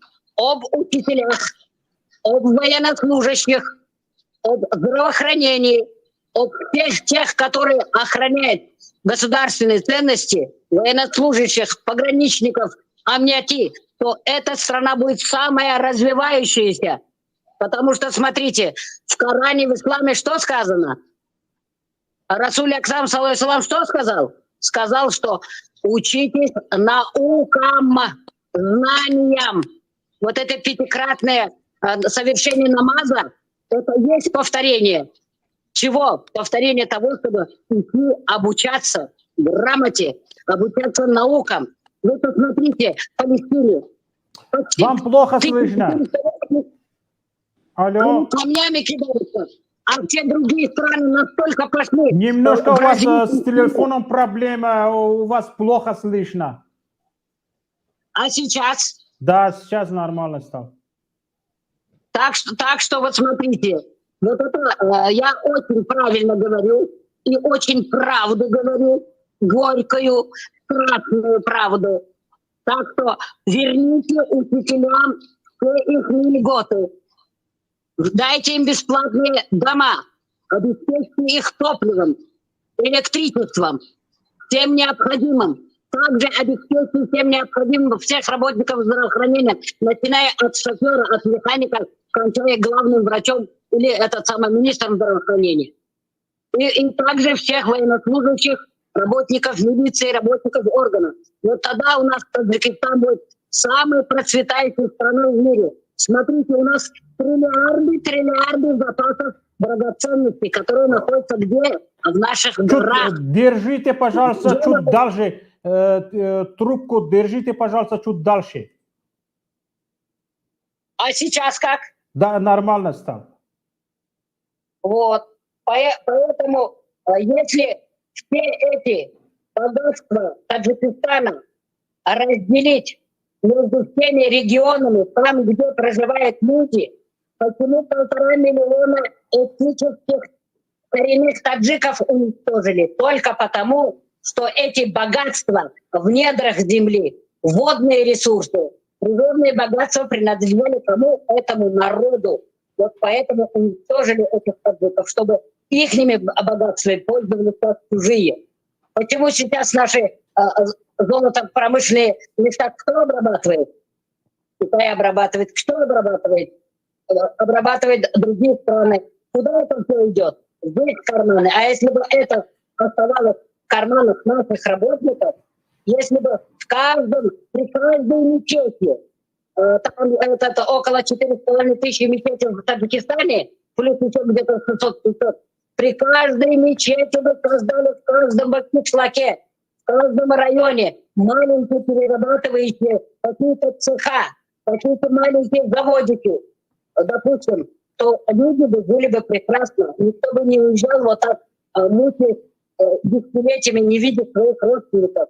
Дети бедные вырастают, не видят отца и мать, родители умирают, не видят своих сыновей, дочерей. Мы вам не сможем слушать нормально, хорошо не сможем. Вы что говорите, вообще не слышно, не сообразительно. А сейчас сообразительно? Только одно слово, и потом станет и плохо, и плохо. О, Господи. Вот, вы, в общем, поняли, о чем я говорю. Да. Ну, как смог, так собирал и понял, что говорите. Вот посмотрите, я что говорю. Вы сказали, что учитель должен получать 5 раз больше президента, да? Вот президент, что получает, народ не знает, он сколько денег получает, сколько зарплата получает, народ не знает. То, что народ знает, это что 5% от бюджета этот президент получает, этот фонд президента получает.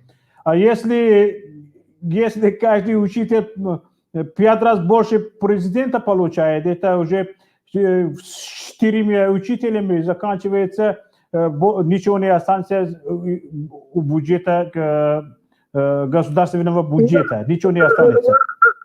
Только 4 учителя получают и все. Если 5 раз больше президента получает учитель. Поэтому то, что получает наш президент из нашего государственного бюджета, в мире никакой президент не получает.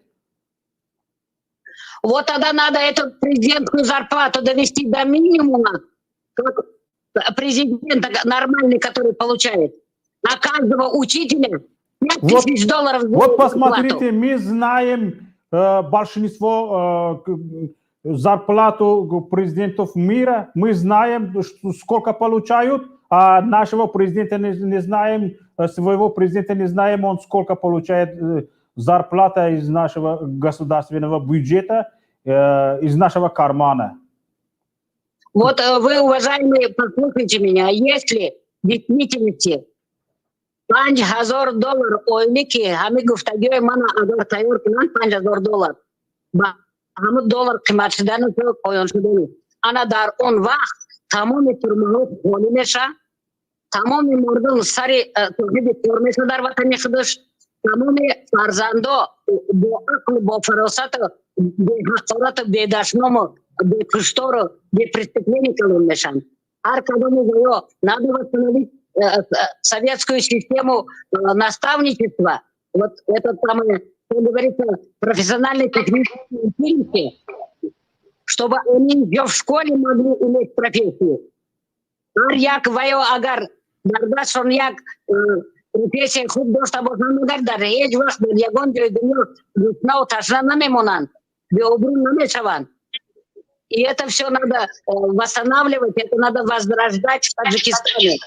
И дай Бог, чтобы наши руководители, которые несколько дней уже находятся в Сочи, дай Бог, чтобы они вот СНГ поменяли название его на СССР-2 и вернули все те драгоценные вещи, все те, как говорится, богатства духовные, моральные, материальные, то, что было в Советском Союзе, всем людям, чтобы свободное было передвижение, свободная таможня, свободные, как говорится, товаров и людей, все. И чтобы люди себя чувствовали людьми, хотя бы в составе вот этих республик, которые сохранились. Теперь, значит, мы сравниваем двух диктаторов, в кавычках, диктатора Лукашенко и другого диктатора, нашего. Вот смотрите, если наш, извините, президент абсолютно уничтожил все заводы, фабрики, колхозы, совхозы, рабочие места, то в советские времена у Лукашенко в Беларуси вот эти БелАЗ были 75 тонн, а сейчас выпускают БелАЗы 350 тонн. Разница есть? Есть. Беларусь сейчас похожа, знаете, на самую современную, самую процветающую страну в Европе. Совхозы, колхозы сохранены, рабочие места сохранены, аграрное производство сохранено. Все, видите, какая красота там. Поэтому их сравнивать Это, знаете, небо и земля. Тот Лукашенко сохранил абсолютно все, а этот, извините меня, в Таджикистане раздорбанил, распродал, уничтожил все, что можно было. И только живет одна семья, плюс 4000 человек. И бакадом ахлы фарсан тугрину бия. خب تاجیکی خوب گپ میزنید که بیاد تاجیکی گپ زنید. آخر همه تاجیکی گپ زنید. منم یک روسی گپ زنم که مردم فهم چون میگواریم. ما تاجیکی گپ زنید تلفنتون خوب شما را قبول کرده ایستاده است. آوازتون خوب اومده ایستاده است. روسی گپ میزنید تلفنتون قهر میکنه. Знаете что? أولا خدا غفران کنه خدا تنها ایاک نعبد و ایاک نستعین ما خدا دایم هدایت کند با همین راه مستقیم که ما توانیم در حق خدا و رسول خدا راست گپ زدن همین کج نیم راست گپ زنیم ما باید تنها از پاک و پروردگار عز و جل ترس داشته باشیم. خب تشکر به شما خیلی بسیار به نقطه های مهم اشاره کردید. تشکر زیاد به شما. حالا یک نفر دیگر به نام مهاجر مرانتیزار است که به او سخن بدهیم. برادر مهاجر بفرمایید. السلام علیکم و رحمت الله. تشکر زیاد به شما. به نهایت خرسند کردید. به نقطه های مهم شما دخل کردید. تشکر زیاد. برادر مهاجر بفرمایید.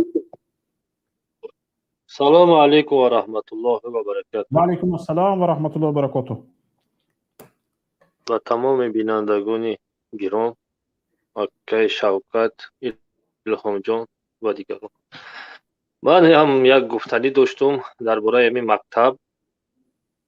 امروز برنامه‌تان درباره این مکتب. مکتب و حکومت. من یک ازبک زبان هستم آقای شوکت. در وقتش مکتب ازبک زبان خواندگیم، بعد مهاجر شدگیم. بعد در بین 7 سال چند کشید انیق نمیدونم از بین بردن مکتبای ازبک زبان حاضر همش تاجیکی شدگیم. ما یگان زید نیستم ولی اگر شاید تاجیکی باشد. اما معلمه هایی که در وقت ما درس میدادن حاضر هم درس میدادن. معلمه هایی که ازبکی بودن و حاضر هم آنها با تاجیکی لیکن خودشون لفظ تاجیکی را نمیدونن. بخشش اکی شوکت ما برادر مهاجر یک سوال داشتم. برادر مهاجر عذر که گپتون رو بریدم. بفرمایید. شما گفتید که من زید نیستم که مکتبای ازبکی تاجیکی شد. برای چی شما زید نیستید؟ فرقش چی؟ تاجیکی خوندی ازبکی خوندی فرقش نیست. باید طلبه باید درس بگیرن. فکر شخصی من چنین است که در تاجیکستان فرضاً مثال کدام ملت که مثال در یک جا کمپاکت زندگی دارند، فرضاً در یک ناحیه یا یک دهه پر ازبک زبان ها هستند فرضاً این طلبات فکر من چنین هست که در آن مکتب پر باید در آنجا زبان ازبکی با زبان مادریشان آنها تعلیم گرفتن تعلیم گیرند چون حق دارند به این چیز حق دارند. نه من زید نیستم فکر خودم گفتم. بله من درست فهمیدم که برای من به شما سوال دادم که برای چی شما من زید نیستم گفتید. شما باید حقتون طلب کنید. شما ازبک زبان فرزندتون ازبک زبان بگذار پروگرام مکتب تاجیکی باشه تاجیکستان باشه. مثلا فرزند من مکتب روسی بخونه. شهروندان تاجیکستان که از اقلیت‌ها حساب میشن یعنی زبان دیگر دارن لیکن در یک دهه زندگی میکنن که اکثریت آنجا ازبک ها رو تشکیل میکنن، در آنجا ترک ها رو تشکیل میکنن، در آنجا قرغیز ها رو تشکیل میکنن. بگذار دولت حکومت وظیفه دار است که با زبان آنها با زبان مادری آنها تعلیم را فراهم کند. بله ولی زبان دولتی نیست در اونجا آموزونده شود باید. فرضاً من چند بار طلب بکردم که زبان یغنابی برای چی آموزونده میشود؟ برای دانستن یا صدای من تکرار دوباره اومده یوتیوبتون گران است. یوتیوب ما کجا نیست؟ سلمان یوتیوبتون رو کشتید؟ یوتیوبتون رو خاموش کنید. من یوتیوب در یوتیوب نیستم آقای شوکت، من در یوتیوب نیستم. کسی در یوتیوب است. مهاجر یوتیوبتون رو خاموش کنید. تمام. کشتگی ما برای چی شهروند جمهوری تاجیکستان که او از دیگر ملت است، یعنی ازبک زبان است یا قرغیز زبان است یا که ترک زبان است یا روس زبان است، سرخ زبان گوید یغنابی زبان، زبان‌های بدخشان، برای که در مؤسسه‌های دولتی در وقت حجت گذاری در وقت حجت نگاری به مشکلی ها دچار نشود. اما او حتی وظیفه دار نیست که زبان دولتی رو بیاموزد. این حقوق هر یک شهروند جمهوری تاجیکستان است. ببینید مردم رو به چه حالت آواره رسانده ایستادند و ما در نزد دیگر ملت ها خودمون رو یک خشن نشان میدیم در این حالت و حکومت امروزه تاجیکستان همین کار رو کرده ایستاده است. باید به این کار راه نداد. درست سطح زبان دولتی رو باید بالا برداشت، زبان تاجیکی رو باید بالاش کار کرد. امروز این کارتون چی است؟ بیچاره ازبک زبان ها رو مثلا از زبان مادرشان محروم کردن در مکتب ها چی است؟ این مشکلات چی است میدونید برادران؟ مشکلات آن است که اینها رو به زبان به ادبیات با زبان خودشان حکومت تامین کرده نمیتواند. برای همین است. با معلم با متخصص با زبان خودشان تامین کرده نمیتواند. برای همین است. بله برادر من گپ رو تمام کنم. میفرمایید برادر مهاجر. بعد معرف ما مکتب ما مثلا در پسترین درجه هستند. مثال انا اکنون یاد چی بگویم، معلمایی که در وقت ما درس میدادند توجیکی را نمیدونن، به خدا قسم نه توجیکی را میدونن نه ارسی را میدونن، حالی هم لیکن درس داده است با چیزی که اگر خیلی بگم معلمایی که کهنن حاضره خیلی معلمایی که یوشو کار نمیکنن خیلی مهاجر شده گیرن. بله. برای همین او معلمایی که 3 کلین دارد کلیناش حاضر معلمه شده. همین را باور میکنی؟ اینا ما همسایه خودم 3 کلین دارد لیکن میرود مکتب 750 سوم 800 سوم اویلیک میگیرد، یگان گیرم درس نمیده. این احوال ما. برای همین من شما خواهش میکنم که مهاجران نباید بسیارتر رنگ اینای اکای الهام جان سیاستدار، مثال سیاست شناس، تاریخ شناس بیاد برنامه شما بسیارتر گپ زند، حقوق شناس، مهاجرا بسیار ما گوش کنیم که از شما تعلیم گیریم. رنگی که اکای عزت امان خیلی که گپ میزد ما گوش میکده،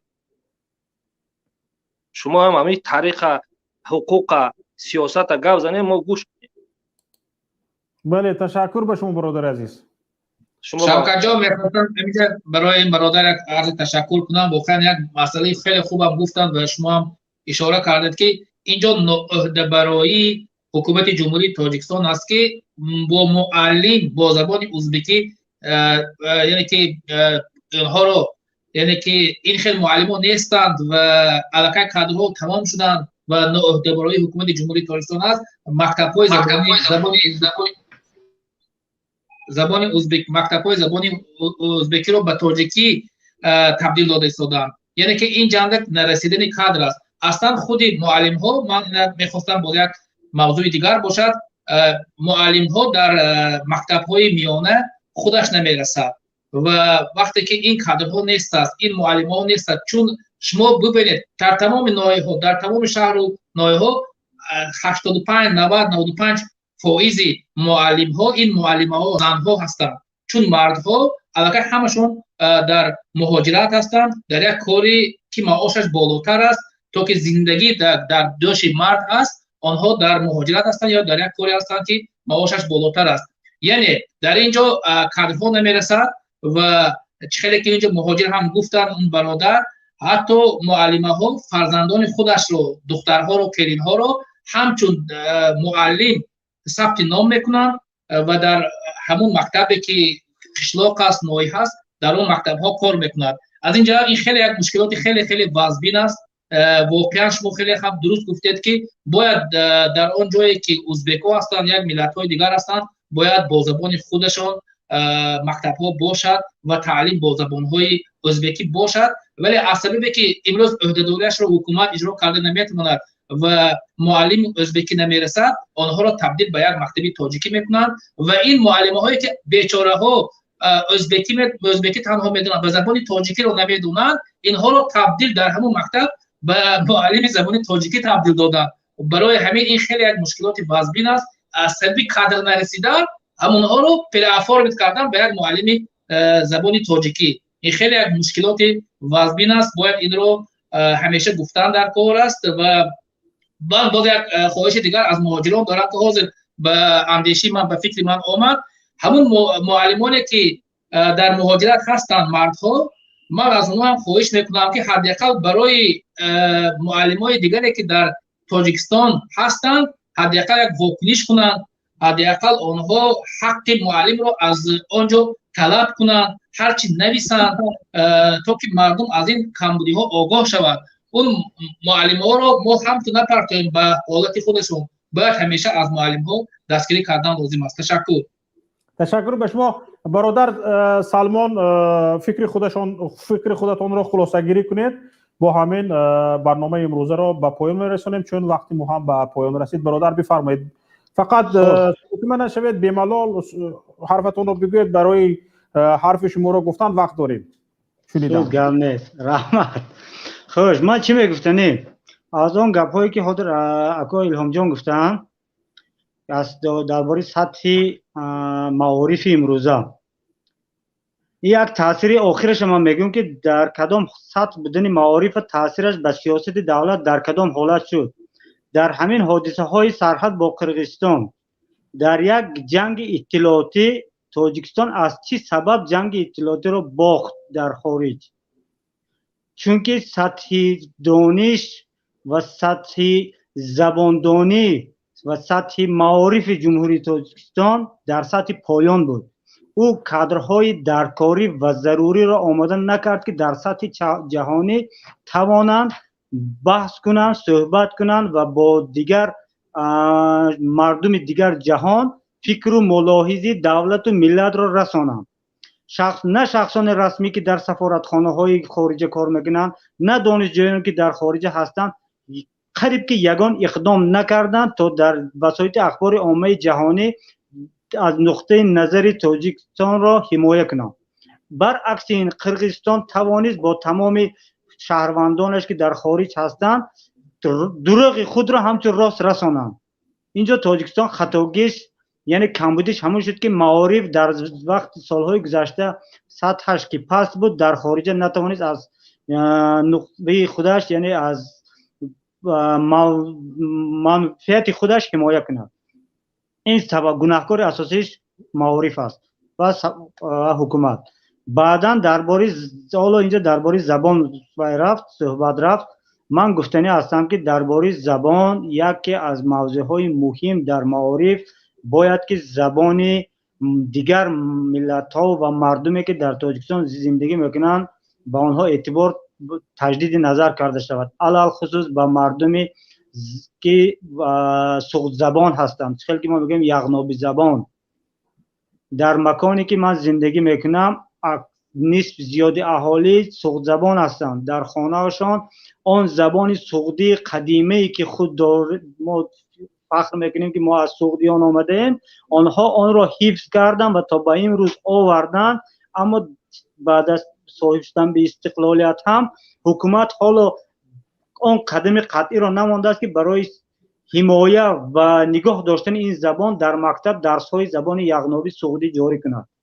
این رو باید معارف زیر دقت خود قرار دهد. نه فقط این رو، حتی زبانهای مردم بدخشان رو هم باید دولت زیر حمایه خودش گیرد و در مکتب ها با این زبان ها درس جاری کند.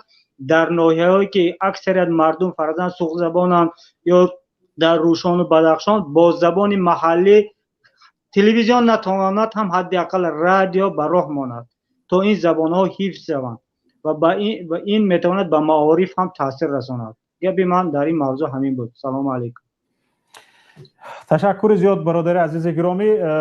خیلی فکر میکنم دوستانی که با ما بودند سخنرانی کردن خیلی به موضوع نزدیک و خیلی جالب صحبت کردن. تشکر به برادرانی که با ما بودند. حالا من چند چیز رو گفتنی هستم. حالا تحصیل سال 2021 به پایان رسید. حالا قسمی از مکتب ها به اتمام نرسیدند و حکومت میخواهد با در تابستان نیز خوانندگان را در مکتب نگاه بدارد. که این به کدام خاطر است نمیدونم، من لیکن خوشگمانی میکنم. شاید به یگان خاطر نیک باشد، شاید به یگان نیت خوب باشد، بگذار. اما معلمان عزیز، مراجعت آخرین من به شما است. ببینید، به بقای همین دیکتاتور سببگار شمایید. معلمان عزیز، تمام انتخابات های تاجیکستان را شما تخلف کرده اید و حق این ملت را که حق شخصان با استعداد، حق شخصان سوادناک، اندیشمند، سیاستمدار و ملت را از این ورطه به باطلاق فساد غوطیدن و به باطلاق عقیبروی غوطیدن ها بیرون میبرآوردگی را به حق شما ظلم کردید. برای چی؟ برای اینکه در همه انتخابات ها تقلب کردید. همان وکیلان انتخاب شدند که مردم انتخاب نکرده بود. همان وکیلان به پارلمان رفتند که مردم آنها را انتخاب نکرده بود. فقط حکومت خواسته بود که آنها باید وکیل شوند. خواسته حکومت را شما اجرا کردید، خواسته مردم را زیر پا کردید. و امروز ببینید خودتان بی‌قدر شدید. برای چی بی‌قدر شدید؟ برای آن که شما حق مردم را پایمال کرده اید. شما به خاطر حق مردم را پایمال کردن، به خاطر آن که در همون جای کارتان مانید، همون 800 سومانی هم محروم نشوید، از همون 1200 سومانی هم محروم نشوید. به حکومت حق میدهید که حکومت خون مردم را مکد. 1 سومانی 2 سومانی مردم را روز به روز مکیدن گیرد. به این سببگار شما هستید. پیش از همه برای دیگر شدن جامعه شما باید دیگر شوید. شما باید یک بار نشسته به خودتان سوال دهید که شما غلام هستید، یگان بازیچه هستید، لختک هستید، آموزگار هستید، کی هستید؟ در جامعه باید آبرو، حرمت، احترام شما از همه بالاترین باشد. از رئیس جمهور باید بالا باشد. به این من خودم نه تنها. ببینید مردم گفته شده است. مردم گفته شده است معاشتون 5 برابر باید پرزیدنت باشد. حالا یک یادم رفت یک رئیس جمهور ژاپنیا میگوید که ما به آن خاطر پیش رفتیم که معاش آموزگار را با معاش وزیر برابر کردیم. معاش آموزگار را با معاش وزیر برابر کردیم. سطح آبروی عزت احترام معلم را تا درجه بالا کردیم که اگر یک معلم با افتابوس بازدینچاک با همون نشانی آموزگاران ژاپنیا از این میبراید که در سر سینهشان نشانی آموزگاری دارند، با همون نشانی آموزگاری وارد شود یک جوان آموزگار پیر 70 ساله از جایش خسته با آموزگار جای میدهد. تو باید به فرزندان ما تعلیم داده ایستاده ای تو باید دم گرفته روی، آرام گرفته روی، تو باید خسته نشوی که باید تعلیم دادن رو دوام دی. تو اینکه تو وقتی که با صفت تعلیم میدهی کادرهای با صفت استحصال میکنی. ما کی به این حالت اومده میرسیم؟ هوشیاری حکومت ما از مؤسسه تعلیمی بیرون کردن تعلیم گیرنده است، یعنی در بیرون نگاه داشتن تعلیم گیرنده است، جلب تعلیم گیرنده به کارهایی که به تعلیم آن خلل میرساند. دائم در همین حالت قرار داریم. به این حالت کجا میرویم؟ یکی مینویسند در رسانه ها اگر از شما دیرکتور مکتب پول پرسید، رهبریت مکتب یا رهبر صنف پول پرسید، به این تلفن باوری نویسید. تلفن باوریتون از سرتون ماند. یک قرار برای تمام ادا نکنید. رویتون رو سیاه میکنید شما با تلفن باوریتون سرتون رو خوره.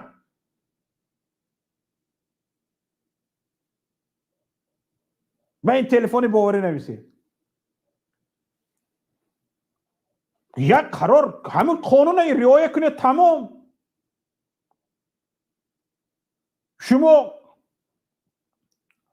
برای طلبات خودتان چند چیزها را قدمت سلنگریم ببینید. شما مردم رو به مارشروفکا برآورده ایستادید، به ایرپورت به تگ آفتاب برآورده ایستادید. حالا ماه ایون پس فردا تابستان می‌دراید. تاجیکستان چند درجه گرم باشد؟ مینیمم 30 درجه گرم بودگیست. 25-30 درجه گرم بودگیست. من ندیدم بود هوایی رو. در همین حالت به تگ آفتاب خواننده ها رو برآورده ایستادید. دیده ایستادیم چقدر طالب علمان افتیدن، از هوش رفتن. یعنی به تحصیلشان شما خلل وارد کرده ایستادید. مشروفکتون از سرتون ماند اونها خوانند، درس گیرند، پیش روند، ملت پیش رود. بجای اون که مکتب رو احوالش رو بینید، بجای اون که مکتب بسازید، شما در چی میسازید؟ پرچم. یک تروبه رو بردارید به آسمان، در اون پرچم میبینید. گفت به همین تمام تاجیکستان بالا شد، به کیهان برآمد.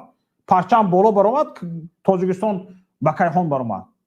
اون نه آخر. و صفت تعلیم بلند کنید، صفت تدریس بلند کنید. همین گپ خیانت است. همین طلبات خیانت است. همین طلبات نادرست است. وقتی که ما این گونه طلب میکنیم، قانون رو طلب میکنیم، میگید این خائن ها. بسیاری از کلمه هایی که حالا در سطح حکومت استفاده میشود، همین ها آنتونیمش راست میگوید. آنتونیمش. یعنی اگر پیشوای ملت گفته شود، میفهمید که خائن ملت. خائن ملت گفته شود، میفهمید که قهرمانان ملت، یعنی شخصانی که به این ملت دلشان میسوزد، دلشان میتپد به خاطر پیشروی ملت.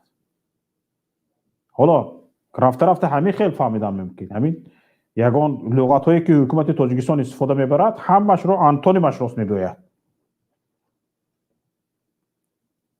برای همین حکومت امروز وقتی اون رسیده است که من در آخر هر یک برنامه میگم، وقتی اون رسیده است که قانون رو رعایت کنید.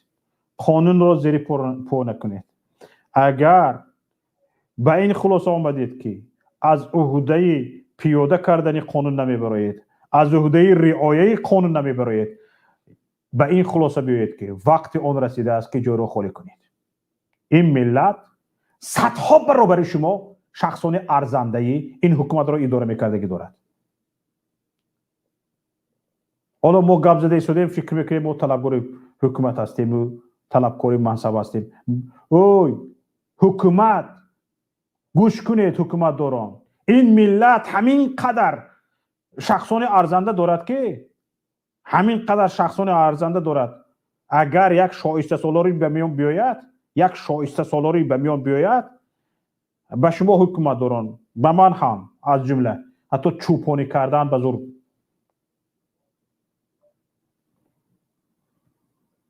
راست میبیاید. همین به پیشوای ملت کلخوزی دنگره از وای بالا راست نمیبیاید اگر شایسته سالاری به میون بیاید. ولی کلخوزی دنگره هم سالهای 80 عصر گذشته بود. حالا تکنولوژی ها دیگر شده از تکنولوژی های کشاورزی با او صرف هم رفتن در کار از برای دیرکتوری کلخوز شدن.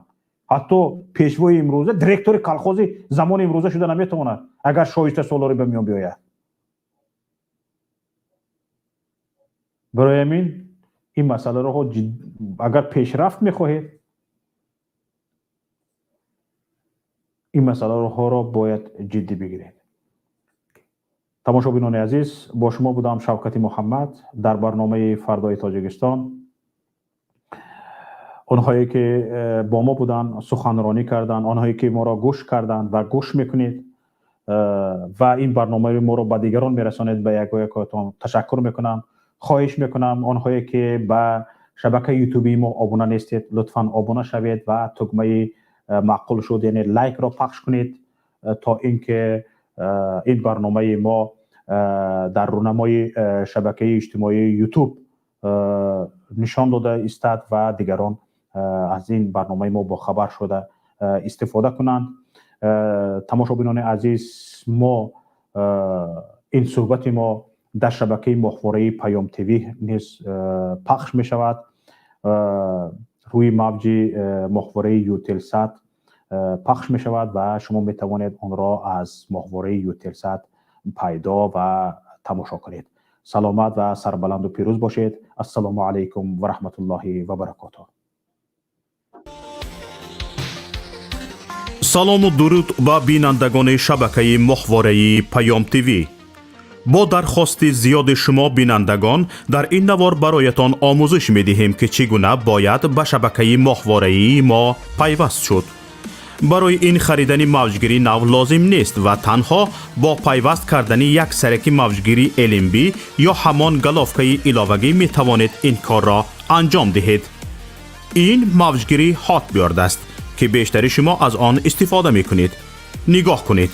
هاتبارد 13 درجه‌ای و این هم شبکه PMC منوتو. با همین موجگیر شما می توانید به ماهواره یوتلسات پیوست شوید. برای این یک دانه سرک موجگیری لازم داریم، یک دانه دست قیچی و یک دانه خمود. دست قیچی را با خمود روی سرک موجگیری هاتبارد می چسبانیم. سیم را با LMB یوتلسات پیوست و سپس تنظیم می کنیم.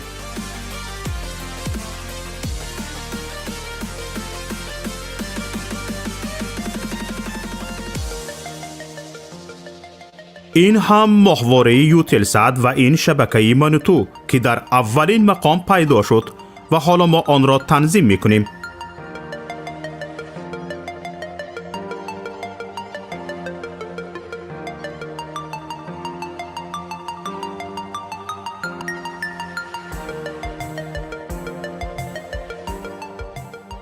اینک ماهواره یوتلسات تنظیم شد و چنانی که میبینید فاصله بین هر دو سرک موجگیری خیلی کم است.